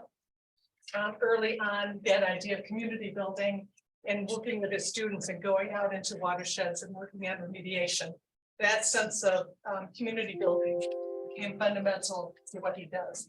So he is now the William Collins Kohler Chair Emeritus of the Systems Change and Peace Building program at UWM, and he co-founded that that program. They are drawing students from around the world, not just from around the state. And so again, that idea of science and peace building is fundamental. Is that enough said? Or do you need to keep going? This is shot right there. I say that. Not I think it's best print, but I also give support or two. No, I mean, it's all so important. It's great you're all here. Tim will have a lot to say to take kind of the conversation further, and then we'll have time for your questions. Thank you. Boy, this was a wonderful morning listening to you, Bill and Melissa. I'm gonna look right up there at the thing on the wall. I started staring at that during the meeting. So I think that's my introduction to my conclusion right there. And just say, put in, you know, for environmental sustainability, water policy, and everything we do, personal relationships grounded on uncompromising values built from a foundation of trust, integrity, and respect. And how do we do that? And that's really what this talk's gonna be about. I wanted to mention that I'm gonna diverge a little bit from some of the stuff I have on there. So I may skip through some slides. Those of you online, I can hopefully that won't be too dizzying for you. I want to kind of put this in perspective of how my positionality coming into this talk. As Susan mentioned, I'm emeritus, which my daughter just happened this last month. Basically means I'm retiring. I'm going into what I call preferment. I can do the things now that I want to do. My daughter refers to it as having the golden handcuffs of the university removed. But what it does, it provides me the opportunity to reflect a little bit on things that I've done over 32 years at UWM and before.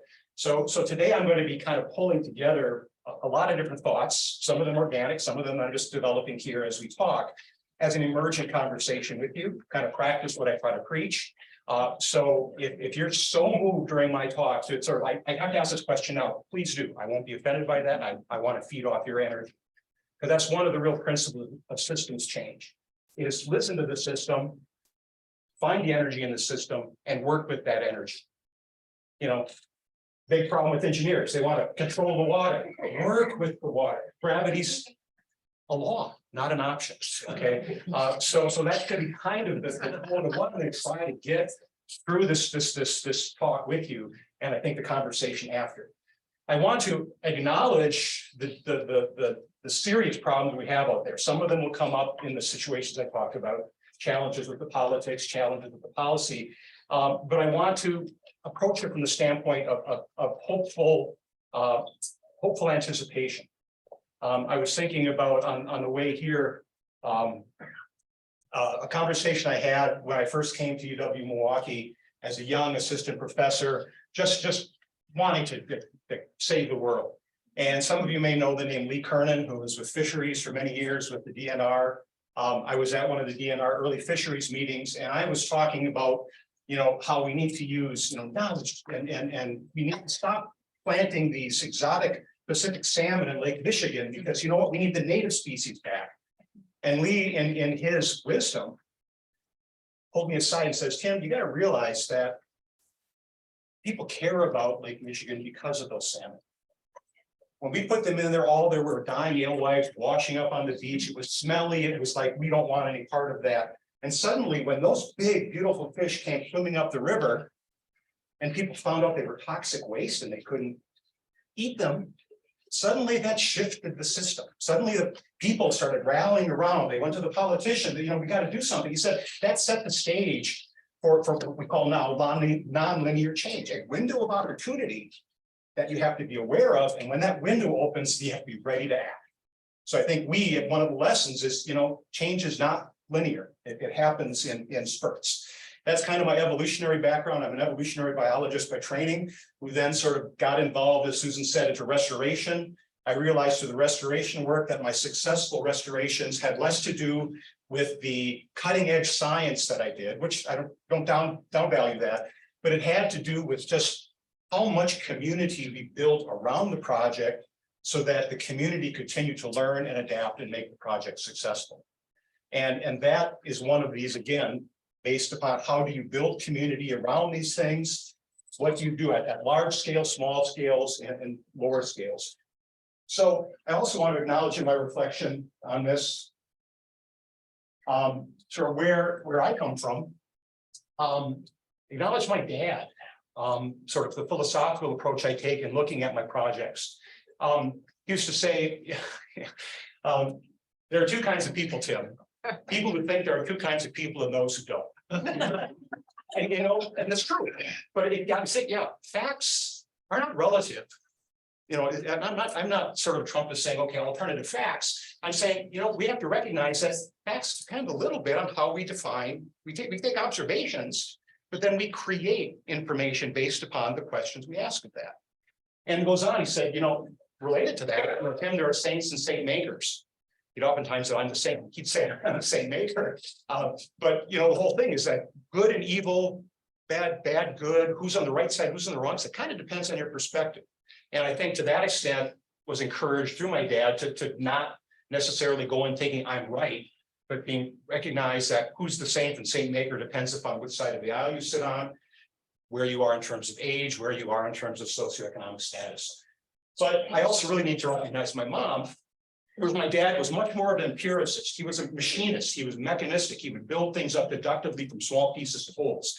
My mom was very different. She was very much a mystic, very much reductive. She would look at patterns and she would always be asking why? And she would say, Tim, finding answers is easy. Don't focus on finding the answers. Ask yourself if you're asking the right question. Because we oftentimes are finding answers for things that really, it's not that it's not good to find answers. We need to do that. But I think when we're dealing with these really complex problems, we need to keep asking ourselves, is that the right question to be asking? And then my mom was also, I was 8 of 10 children. And one of the things that was really valuable is before my mom passed away, I was able to sit with her and tell her that the most important thing I use in my professional life is what I learned being the 8th of 10 kids around her dinner table. And that was that you don't get your way by sort of trying to convince people that you're right, but by engaging in the conversation around your differences. And she was a real fan of M. Scott Peck. Some of you may know M. Scott Peck, a psychologist, family therapist. And I think this was one of his quotes, I think in one of his books, maybe The Road Less Traveled or People of the Lie. I've never been able to find the quote, but my mom would always say, Tim, it takes friction to make a smooth surface. Engage it creatively, not productively. Now, this may sound really idealistic, okay? It is, but you know what? I'm going to talk to you today about how do you take that idealism and how do you operationalize it in different ways that we can, I'm not saying we're going to bridge these gaps here, okay, but at least we can begin to reclaim some of that middle ground that's been lost over the last 15 years or so, okay? So let's be realistic about it, but at the same time, I want to think that my grandkids are going to have something a little different than what we've been facing right now. So we could go from there. I've been very fortunate, and Susan helped me with time here to make sure, because I'm kind of getting I'm vamping here. I want to say that perspective I bring, and I'm very fortunate over my time in Milwaukee, is to be able to sort of do my work in a lot of different places. Okay, so from the Sahel in Africa, where you have this tension in water between the desert coming south and the rainforest and the moving to the north, and challenges around conflict between very different lifestyles, between the herders who are used to moving and adapting to changing water in the environment, and then the farmers, the agriculturalists who face down. Okay, and then we have the colonialists come in and draw lines, and suddenly you have a political system that does not match the water system, which does not match the cultural system.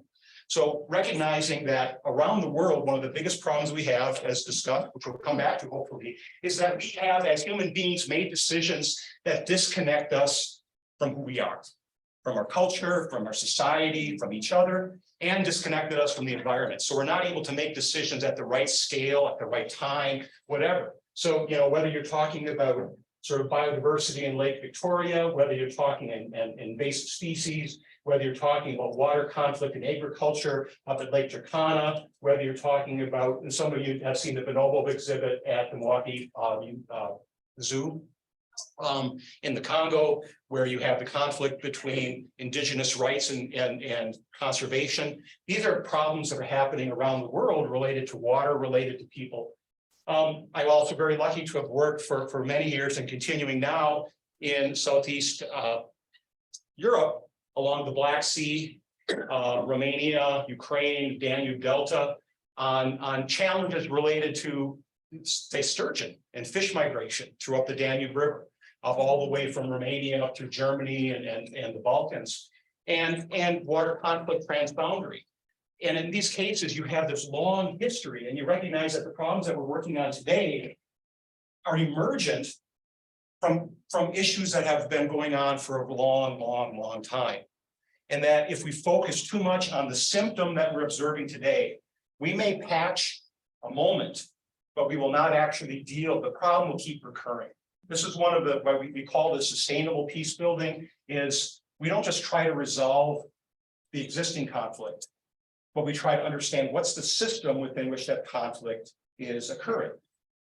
Now, the program, I don't know if you know this, Susan, but the program that we started in sustainable peace building, we couldn't find a home in the university for it, because we bring in students from so many different backgrounds. It's a disruptive program to traditional academia, because we create students that are specialists in being a generalist, which kind of goes against the specialization theme that say, if you want to get a job, you got to be a specialist. We're saying if you want to be effective, you have to learn how to talk the language across the disciplines, so you can actually deal with some of the things that you have to deal with, right, Bill?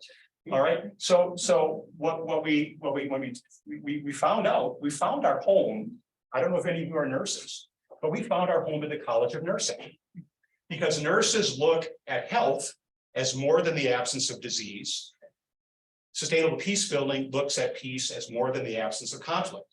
And from here, I want to say we have to look at sustainability and our water resources as more than the absence of degradation. If we just focus on eliminating degradation, the negative aspect, we have to do that at the same time as building what are the positive things that build it. So it's both, it's balancing policy that both, what do you say, decreases the normalization of degradation, but also increases the positive things that build community, build trust, build respect, build the things that allow the system to be healthy. So it's a systems-based approach. And then also here in Wisconsin, where I've gotten to know, like on Central Sands with Pleasant Lake, I got to work with a number of you here on issues of water conflict and sustainability. Everything I was going to take this Ice Mountain, and I was going to take a drink, and then I said, yeah, I worked on the Nestle Perrier project over in Adams County, and I'm looking at this right now, and one of the, when I got involved in that, I don't know, did we ever talk about this last season? Yeah. I was kind of asked to be part of this to sort of mitigate and negotiate the permitting of that. And I can say this now that I'm no longer a state employee. My golden handcuffs are off.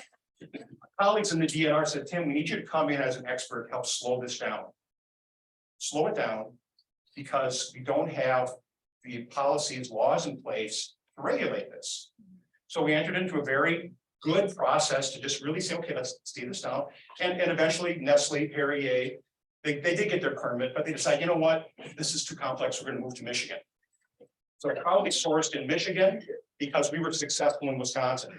Now, did we fix the problem here?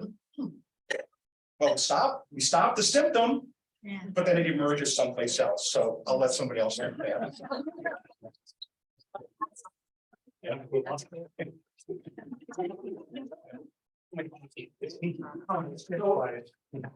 So, anyway.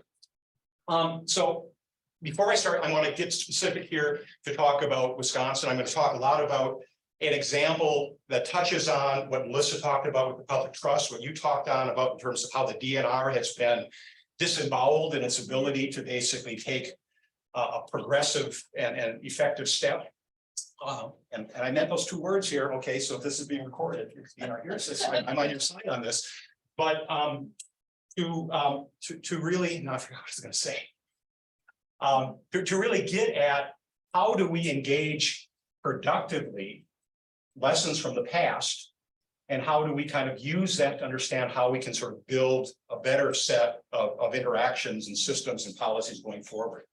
So based upon sort of, again, well, let me think about this. A lot of talks will come and throw a lot of knowledge at you and expect you to take knowledge. And for much of my career, I've been generating and transmitting knowledge to my students. Now in my new role, I'm going to try to focus more on, or less on generating and creating knowledge, but more like harvesting wisdom. You know, what's the difference between knowledge and wisdom? One of my students gave me a really great example. Knowledge is knowing tomatoes are fruit. Wisdom is knowing not to put it in your fruit salad. And, so it's how do we use the knowledge? So I'm going to try to harvest some knowledge from these experiences, and then say where can we use that wisdom in going forward. So these are my conclusions to the talk. So look for these as I go through the case example of the Pipe River. First of all, I call this the bottom line up front, the bluff slide. There are multiple realities, diverse perspectives. My truth is not your truth. My reality is not your reality. And as part of that, it's recognizing, as my dad would say, you know, to you, I might be a saint maker. You know, you might be a saint maker to me. I mean, the point is that we do have these different perspectives. And as part of that, get out of the mindset that I have the truth and embrace intellectual humility.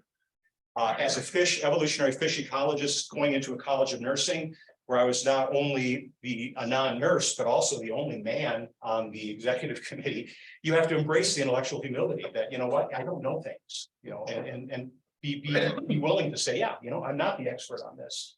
And then through that, foster a culture of exchange and dialogue. I really want to learn about what I don't know from you. Okay? And that's hard for us to do as human beings. It's not rewarding. The second, and I think this is really the key that I'd like to focus on that relates to what I can't read the first, is that William or somebody say? Thanks a lot for the lead in. It is focus on legitimacy of the process, not the product. We tend to reward ourselves for really good products. Man, I did a great restoration, a noun. But the verb part of it, how do we actually focus on the legitimacy of the process rather than an effective rewarded product? That's hard. And through that, we'll talk a lot about mental models. What do we consider to be the reality we deal with? Cultivate collaborative partnerships that build trust and prioritize community ownership. That's all about that legitimacy that I was talking about earlier. And then this is key, and I think this is where we have to kind of build hope in terms of moving forward, is that what the world changes. Okay, we are living in a very dynamic world. I kind of don't like, from one perspective, to talk about sort of sustainability and natural balance in Lake Michigan, because it really wasn't there 6,000 years ago, and probably is not going to be there 6,000 years from now. We have to recognize that we're part of a very dynamic and changing world, and that what we value and what we call, our mental models will shift over time, and that we need to be able to continuously adapt and use monitoring, evaluation, learning as part of just our basic culture. Things will not stay the same, and we have to continually adapt. It's not plan and stick to the plan, it's plan to adapt. And this gets back, I think, to the example I'll talk about, and certainly to the Perrier example as well. Once you think you've succeeded, you failed. I hate to say that, but it really kind of is. You know, this is a continuous process. Okay, just like Lee Kern, and the other thing he said to me is he said, you know, some things just only change between a combination of mortality and retirement. Some changes is intergenerational. And you both look at that as like, oh man, I'm not going to be able to change things. Or you can say, you know what, I can set the stage for the next generation.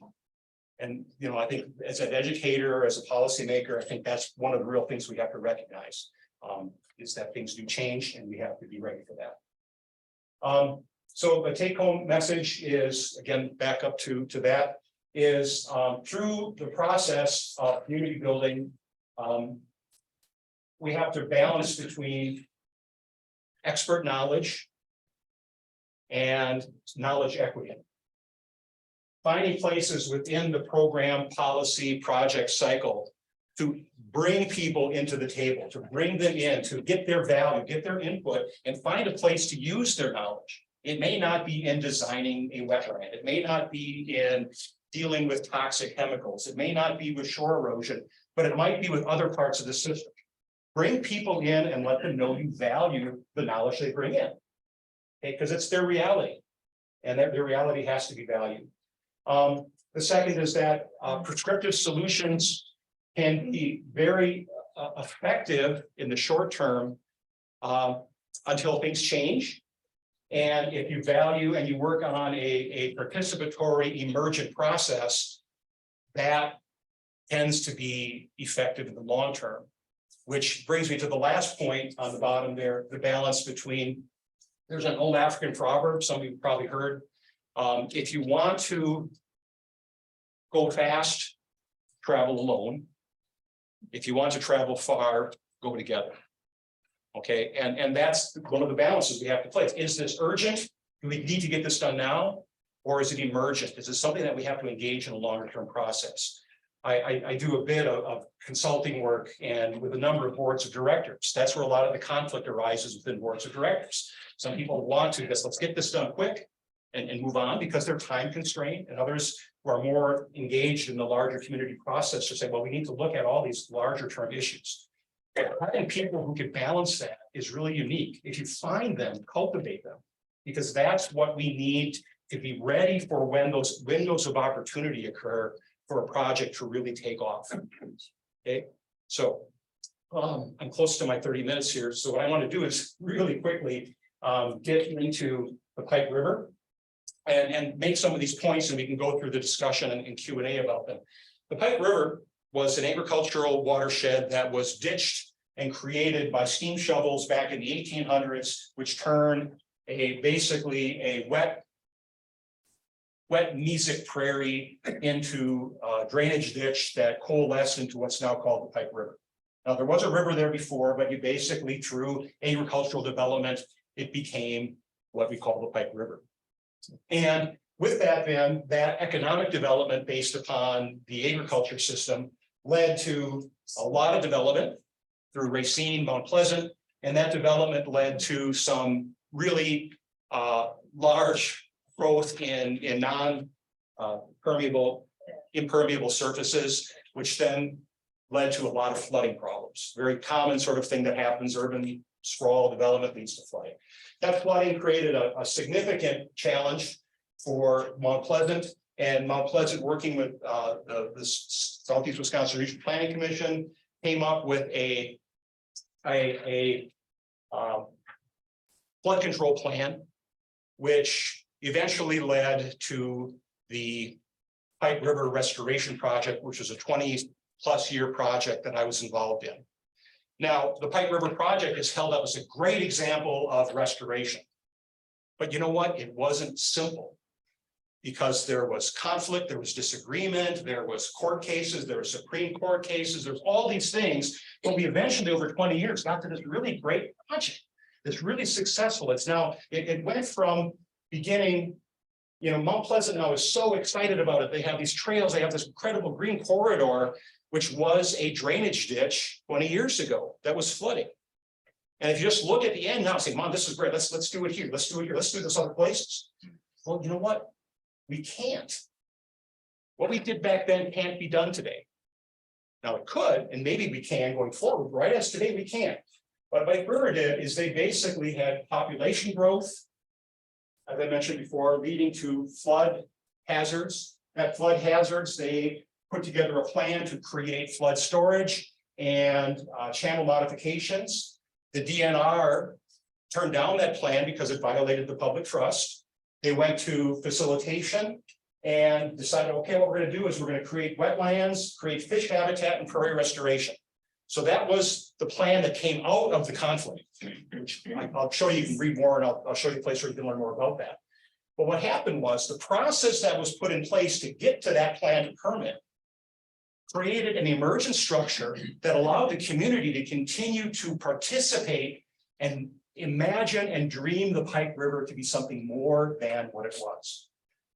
The policy at that time allowed for that process to be put in place to legitimize the process, where then the community engagement cultivated and precipitated a much more emergent ecosystem, goods and resources, where suddenly we started to see the Pike River create recreational opportunities, cultural opportunities, and economic opportunities. Things like the prairie restoration and biodiversity created education opportunities. People started using it for education. They then put a trail corridor in around it, so more people started going around the trails. That led to the development of the Pike River Parkway, which the village that really said, wow, we've got this great asset. Suddenly politicians who were against it because people were afraid that the trails were going to bring undesirable people into their backyards, or that the prairie was going to produce weeds that were going to be all over their garden. They started to see it as, they flipped it from a negative to a positive. Again, these are the windows of opportunity. You get that mental model shift from a ditch to a river to a prairie to a green corridor, from a green corridor to recreational opportunities. Suddenly the mental models of the community have shifted, where they took ownership, and you suddenly then get community attractiveness, people are advertising for it, property values near it go up, private-public partnerships form, businesses in the area start saying, wow, we've got all this great trail system that leads right up to our business. We can use this to recruit talent, because people in Chicago want to be able to go out and run or bike on their breaks. They want to be able to take their bikes to work. You know, so Case New Holland is like really supporting this at all. So you've got this. We could not have planned this and prescriptively put it in place. But the early process of conflict, and this is where I credit my mom, if you embrace that friction at that early stage as something that can put a process in place that gives the community the opportunity to create new things.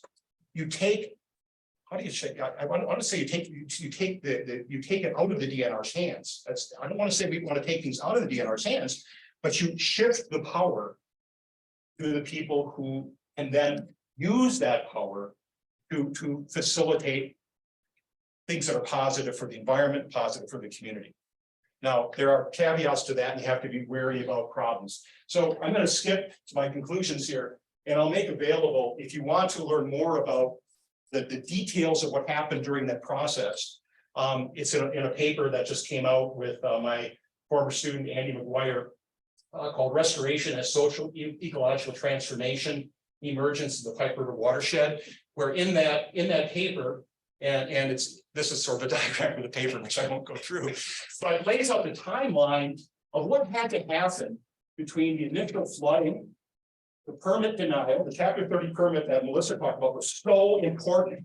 That created the convening context where people had to come together. And there's key people at these different times that play super important roles. Peter Peshek, some of you may recognize that name from public convener, who then went into other issues. But as the attorney, he played the bridger role that says, you know what, Mount Pleasant, you don't want to go to the Supreme Court.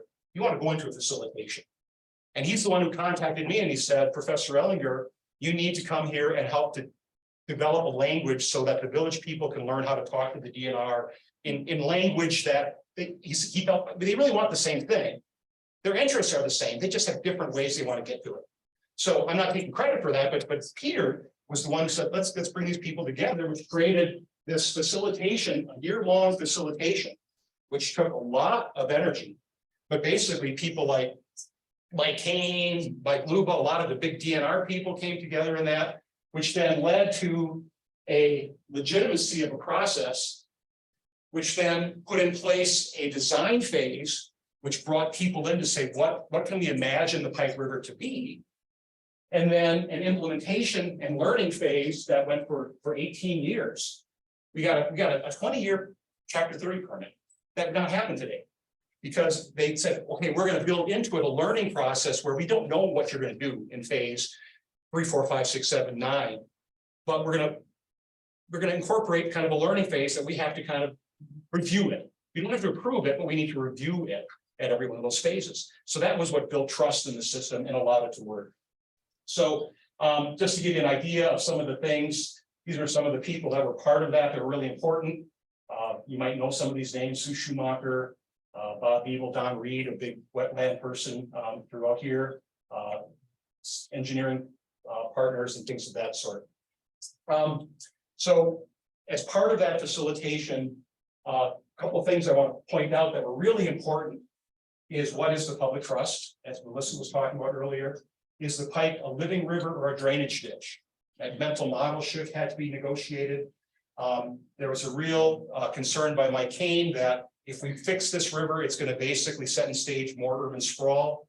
That's the two-edged sword of restoration work. And I wrestle with this a lot with restoration work. If I restore a stream, well, it's great. I restored the stream, but also it says, oh my gosh, if I damage the stream, I can restore it. You know, does it lessen the resistance to doing bad thing because you know you can fix it. And one of the other things was is the river healing or dying. So let me just bump ahead here a little bit. The conceptual design, and this was what was really important. This is where I think a policy domain comes into play here, is that at that time the DNR was in the water basin mode. And they had integrated water management was going on, and it allowed the DNR and their basin management team to approve this permit based upon just conceptual designs, basically imagining what it would be like. But in the permit then incorporate this 50, 90, 100% approval process for each of the 9 phases. And there's some language in here. The DNR was in a transitional mode between its historical water regulation zoning and the watershed management program, which is basin management. So this was back in the late 90s, okay, which made this process possible. But then it went through the disassembly of that, which was the divide and divide and conquer. And the project that basically went through in these 9 phases. It's been very effective. It's been handling several 500-year flood events. It's been really successful in restoring biodiversity in the stream. It's been very effective in wetland creation, and it's been held out as a real model for how to restore a watershed and how to engage the community as part of that restoration work. The things that the paper makes us, again, this paper makes that I'll make available for you, or you can just Google it, find it. It was possible because we had really key systems change leaders, people who said, okay, we can look at how these things all connect, and they play very different roles in different contexts. You talk about having the right people at the table. It also means you want to not have the wrong people. We want to be inclusive, but there are certain types of people that want to make things very simple. Okay, let's keep this simple. Let's make our boundaries and focus on the problem. Focusing on the problem will not result in really long-term successful environmental projects. You've got to look at how that problem is emergent from underlying human, social, ecological conditions. All right. You have to, as I mentioned before, be willing to listen for and be ready for paradigm shifts and take advantage of those opportunities. The willingness of Mount Pleasant to shift their mindset from tax and land development to water management, to shift from water management to ecosystem management. There's just these things you have the system leaders have to be aware of those. And through that, at every point in time, encourage that we are not experts. We are all learning through this process, create that culture of learning. And from the standpoint of this conference, we have to talk about and figure out how we can create a policy environment that allows for these kind of integrated approaches. One of the things that came out of some of these early restoration projects of mine was the awareness that the governor at the time, who was really into building highways, was using some of the ways our restoration projects slowed down projects, like highway projects. These emergent processes don't go fast. So what happens is you get this argument, well, we need to provide policies that allow for regulatory certainty. Right? You're laughing about that. You've heard that before. We need regulatory certainty. Bullshit. We don't know enough about these things to know these. We have to be able to take the opportunity to say we have a greater responsibility to ensure that what you're doing gets connected. We're not saying you can't do what you're doing, but we need to go and find a way to do it where we balance. We talked about this balancing test, and I've been in a lot of contested case hearings, and what the examiners there to hear for us has the DNR applied the balancing test. We need to get back to that point where we have the time to really look at the balancing between all of these portions. So lastly, as a cautionary tale, back to the one about when you think you've been successful, you failed. Pike River is a great example of that. Okay. You've all heard of Foxconn. I'm not going to get into the politics and policy of Foxconn, but basically that's in the Pike River watershed. And that disturbance in the system basically established a opportunity for development where now Racine has run a major water pipeline down the Pike River corridor, right through our restoration work. They fixed it. But they dug the hole and they filled it up and replanted stuff on top of it. So you can't see what they did. But ran a pipeline, and how much is it, 7 million gallons a day? I think something like that. It can take like half the amount as the city of Waukesha. Okay, they're not using like any of that right now because they don't need it right now. They don't need the space right now. They don't need the jobs right now. They don't need to manufacture anything there right now. But what they will need in the coming years is a place where they can do that because there's water. So it's basically preemptive development on the case of Foxconn. So they've got everything they need, not for now, not for the 13,000 jobs they should have created. But that's again, these are the disturbances in social ecological systems that we have to be aware of. So when I look at the Pike River as this emergent set of great things, and people say, oh man, let's do this. It's like, well, there's a feedback loop here. And suddenly we got to be aware that just as much as we can talk as emergence, we can talk about degradation and devolution. And that's where I think I want to kind of leave it there and say thank you.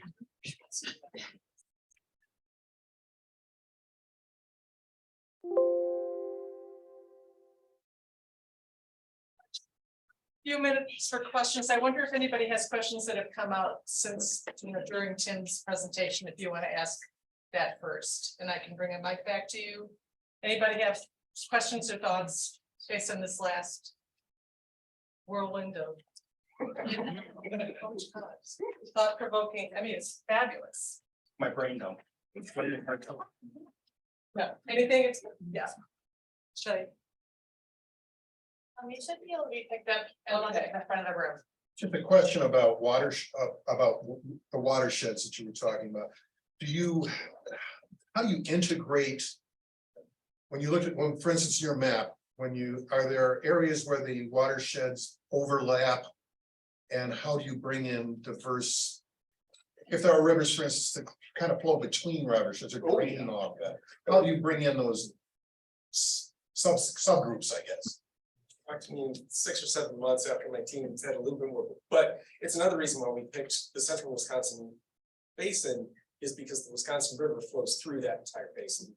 So, and as Tim was saying, there's a bunch of different ways that you can look at that. One of them is kind of more mechanistic in terms of we have a rough idea in any given year how much water is coming from the upper Wisconsin basin into the central Wisconsin basin, and similarly how much flows out the bottom.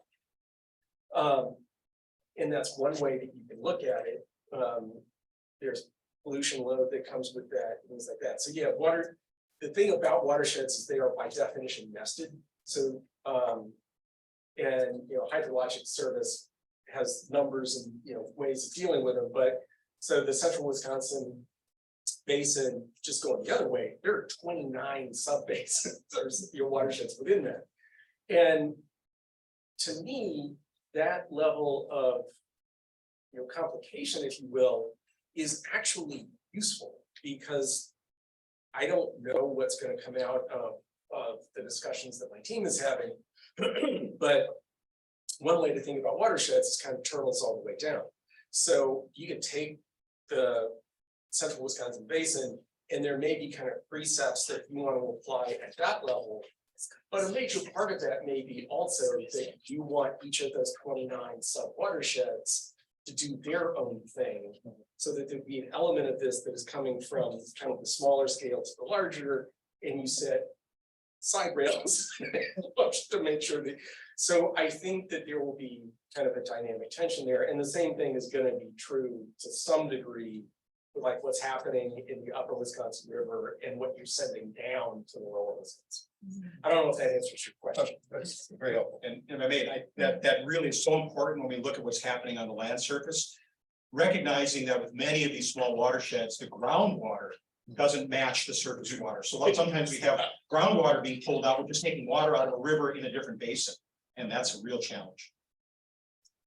Other thoughts that have come up since, between these and now?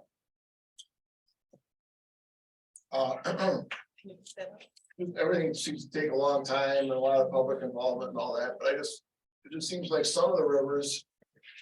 Like Sheboygan River, 40 million bucks, Kinnickinnick River, 30 million bucks, or whatever, on and on. Some very big projects seem to be happening very quickly, and I wondered how that enters in, kind of the same entities are all involved with that stuff.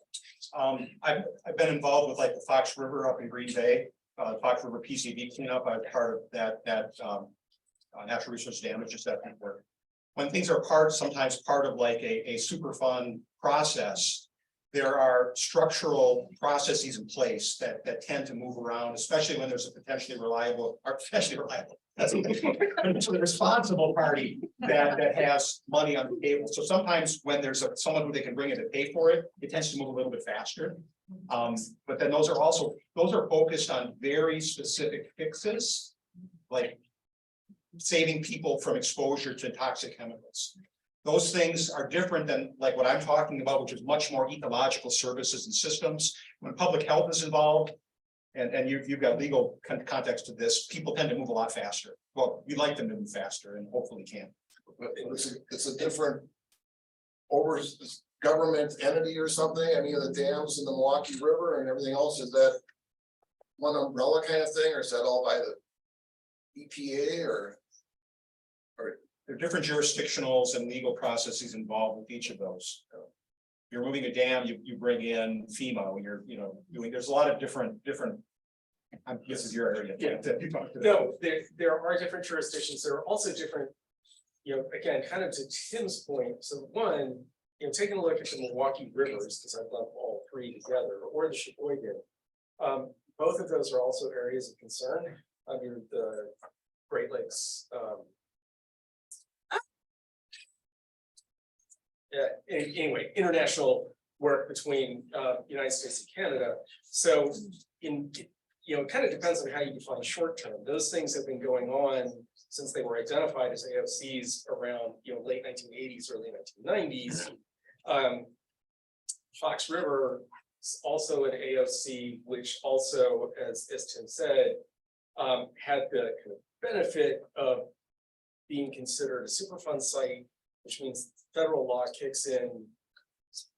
I won't get into the details of that, but that made it easier to, that one has cost more than $1 billion, I think. So, long-term, short-term is in itself a relative thing. The other thing that I would say though is because of the work that was done around the area of concern, which was the toxic contamination in Milwaukee, it is the evolution, I would argue, of that work that led the city to think about, do we really want these dams? Or do we want to restore the watershed? And what does that look like? And, and as they thought about it, realized that there are some real benefits to that. And so they kind of muddled together. And again, to Tim's point, I think the AOCs started some of that discussion, and then other people were like, oh, well, while we're at it, maybe this is an opportunity to do some other things as well. Yeah, and if I may just make a comparison between the Pike River, which took a long time, and Lincoln Creek in Milwaukee. Pike River, emergent ecosystem services, facilitation. A lot of people got involved in the community, a white community, middle income. Lincoln Creek, African-American community. That river was not restored, it was flood-proof. Design build, there was no community engagement, so now they've got basically fences that keep people out of the restored stream. And it's just different, there's just, it's equity, okay, water equity. That's a great example of how a restoration process was lost because there was a power in place that could do it. MMSD could go in, take the money and hire a design build company to come in and restore the stream to fix the flooding problem. And Pike River, because of Chapter 30 and because of the community, that didn't happen. I think there is work now in Lincoln Creek, though. It's beginning. There is the beginnings of community around that topic. But as you said, it's taken decades. I'll ask a question here that one person asked. Lakeshore properties, here we are, tend to be owned by well-to-do, I presume, white individuals. How has the health of our Great Lakes affected underserved populations, i.e. low income, etc.? People of color.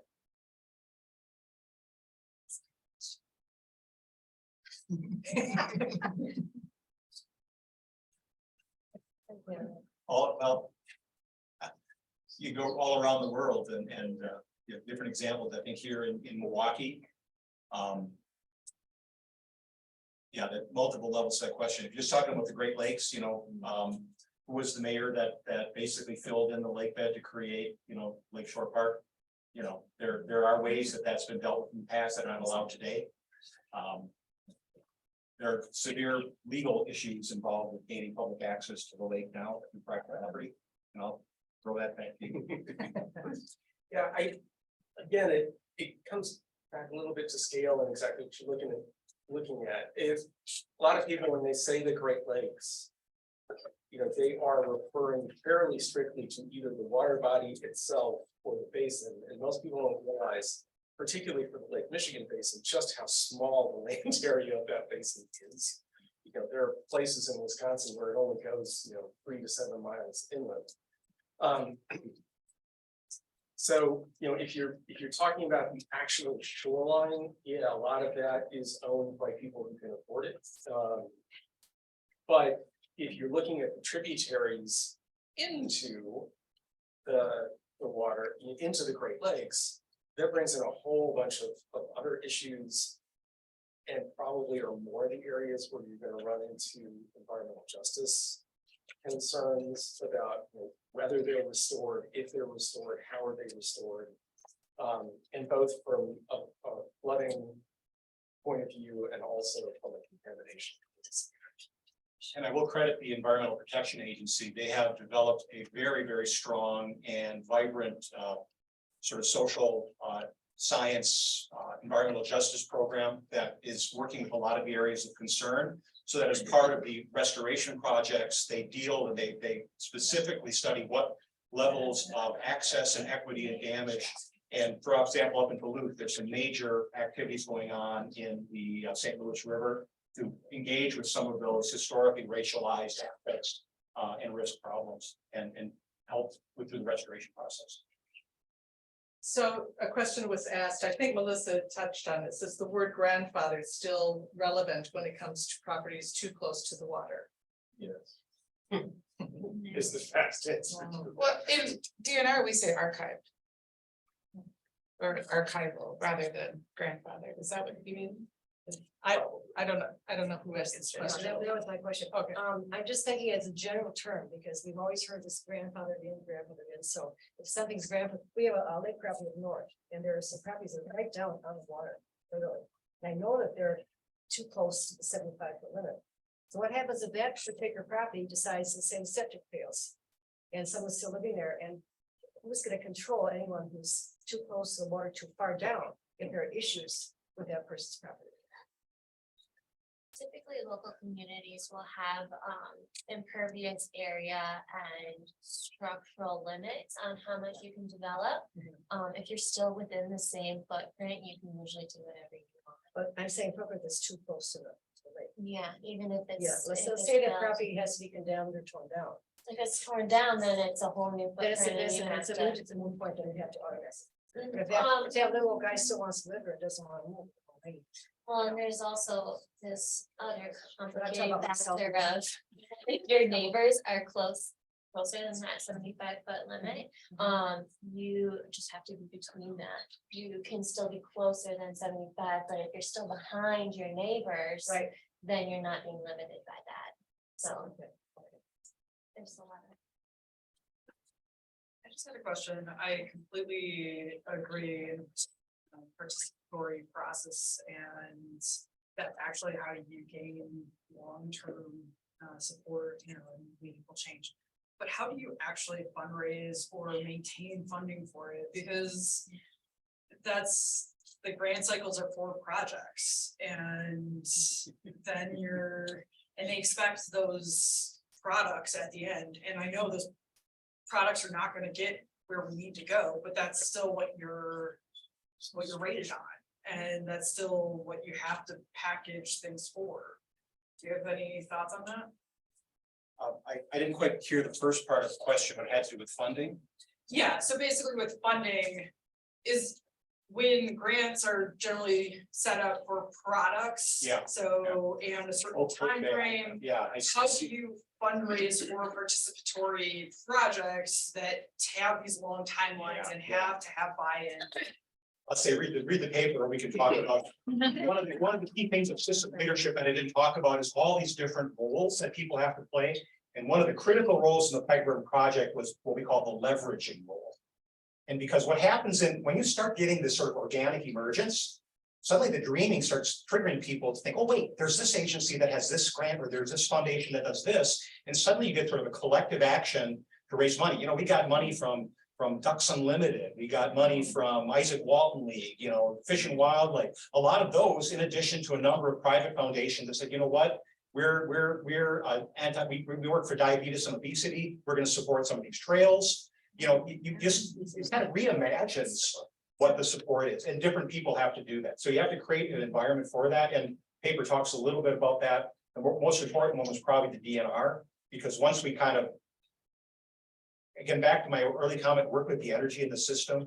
There are great people out there that just need to be given the opportunity to work with their passions, and they put in the time to make good things happen.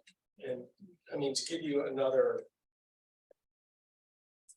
potential example, which interestingly wouldn't be terribly difficult to do under state law. So right now, you guys are probably familiar with Milwaukee Metropolitan Sewage District. MMSD is a very interesting entity in a lot of different ways. As you guys may or may not know, all of our big sewage treatment plants under state law are themselves municipalities. So they have taxing authority as amongst other things, which they use. They are also interesting because they are both regulated by the DNR and by EPA. They're also a regulator of everybody that feeds into their system. So they have a lot of power if they want to use it.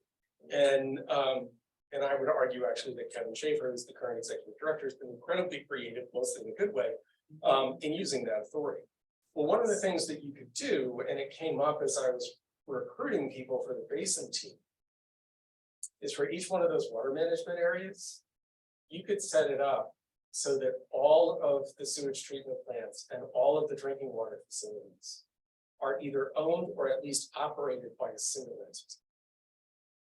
And if you were to do that, it gives you a couple of things. One, and this is more true for nutrients than other things. At the scale of those basins, it would allow you to do projects where you could see cause and effect. So if what you're trying to do with nutrients, for example, is just prevent phosphorus from getting into the water to begin with. At a basin scale, you could do projects in the upper basin and you could probably see the effect lower basin. But the other thing which I hadn't thought about in the current environment, the other comments that I was getting is smaller sewage treatment plants have a really hard time keeping staff and training staff. So if they were part of a bigger entity, that might not go away, but it might be a little bit easier. But if you set that up, like the MMSD is, so that those entities had taxing authority, and they could raise the revenue that would be needed over the long haul to address the water quality issues and to a certain extent quantity issues in that basin. That's just, that is a very rough idea, and I throw that out just as an example of, I think some of the changes in mindset that we need. I will not argue that what I have just described is a fully vetted idea. Something that came up while doing it, but it is something that I've been doing this for 35 years, and I didn't even think about that until I started having discussions with people. And they were asking me, kind of, all right, you're saying you want to create an integrated and comprehensive plan. Just how broad are you thinking? Because this is one of the things, here's some of the things that I see. And I was like, damn, there may be an opportunity there. So because funding is a huge issue, and I have worked on things, over the course of my career where the DNR gets money for a grant program. It's often not enough to deal with the need statewide, and oftentimes it goes away. And local government usually is not in a position to pick it up. This is a really important point, and one that's actually worth the whole conference in another day. But for example, on the Pike River, one of the big mindset shifts was that the stormwater utility district, which was the ones who had to deal with the Pike River as a flood, they had a mental shift to say, oh, we can use stormwater runoff money they get through runoff equivalent units as part of just chapter 151, whatever the permit they have to get for that. That tax they can use, they decide we're going to use that for water quality, not just water quantity. And so they developed, so like all the maintenance and everything of that project is done through that taxing source. And then they got the parks to do the other stuff. Where are you? Tom, you're not. Yeah. One last question, I'm sorry, because I think people are leaving on tours. Okay. I was wondering if anyone was aware in this meeting of the proposal to divert part of the Milwaukee River in the village of Saukville and use an existing partial channel to do it. So that's something I just read in the local paper. Just this week in the press. And don't know if it's going to happen, but it's to help the flooding over the road at County Highway W. So nobody's aware of it? No, okay. Press. Yeah, bypass channels, creating bypass channels to deal with increasing high water things is not uncommon right now. There was actually a channel there at one time before my time, where I was born. I don't know when it was, but it was partially there yet, but the rest of the channel was filled in by putting fly ash in there from the old power plant.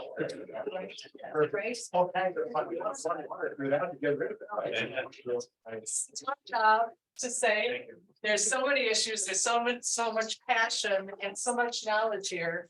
So I hope you have a chance to talk further with the experts. For those of you going on tours, have a glorious time. And thank you for your love of the Great Lakes and the waters in and around us. Thanks so much.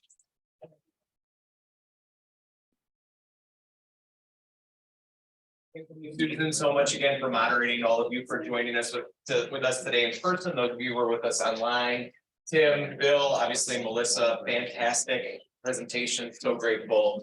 So now we do get to disembark at this point and make our way out for afternoon field site visit tours. For those of you who are going to start by making your way over to Newport Shores. I think that, or Ian was here. Oh, there he is. Ian, thank you. So Ian McCain with Ansane Associates. Again, thank you to Ansane for having us here this morning.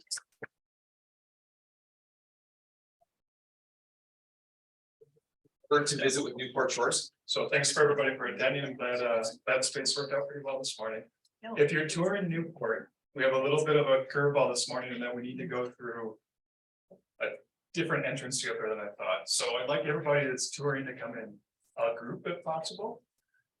I know we have 12 to 1 scheduled, but perhaps we look at 12:30 or so to actually go upstairs and see the view from the pub, just so we can manage the group. But if you are heading over there, on the east side of the building, the lake side of the building parking lot is free to park in. And then you walk around to the west side on the inside of the L shape of the building, and I'll be waiting for you there. We can go upstairs and get a good view of Forest surrounds. Perfect day for it. Yep. Yeah, great. Thank you. Thanks very much. All presentations, by the way, will be emailed out. So anyone who is registered, if you're with us virtually or here in person, you get these presentations from our speakers today. In addition to that, they've been kind enough to share contact information. So if you want to reach out to them offline of this with additional questions, you can do that. The list of the field sites, again, up here on the screen. Really one point of note, if you run into questions or issues, please do feel free to reach out to me via my mobile, which is listed right there. I'll be sort of a main point of contact. Our Love Our Great Lakes Day team will be out in the field, but I wanted to give you just one number to focus on. So if you run into issue, do reach out to me and we'll get you routed to the right place. Those are the 3 areas. Again, Mineral Springs with Andrew Struck, Valley Creek Corridor with John Crane and Melissa Curran, and then North Bluff, North Beach. We'll be meeting there at Upper Lake Park at the staircase. And that will be with Emily Blum from Miller, and with Tom Krager, and with Roger Strom from the city of Port Washington. Top of the stairs, Upper Lake Park. Go ahead. So just to clarify, I realize we have 2 o'clock sessions, so my apologies. If we could go maybe 12:15 for the Newport tour, so there's plenty of time to see it and then get to the tours. Maybe that'll work, but that way we have spot groups going, so I'll see you. Perfect. Thank you. All right. Excellent. Thank you all so very much. Appreciate it. Have a wonderful afternoon out in the field.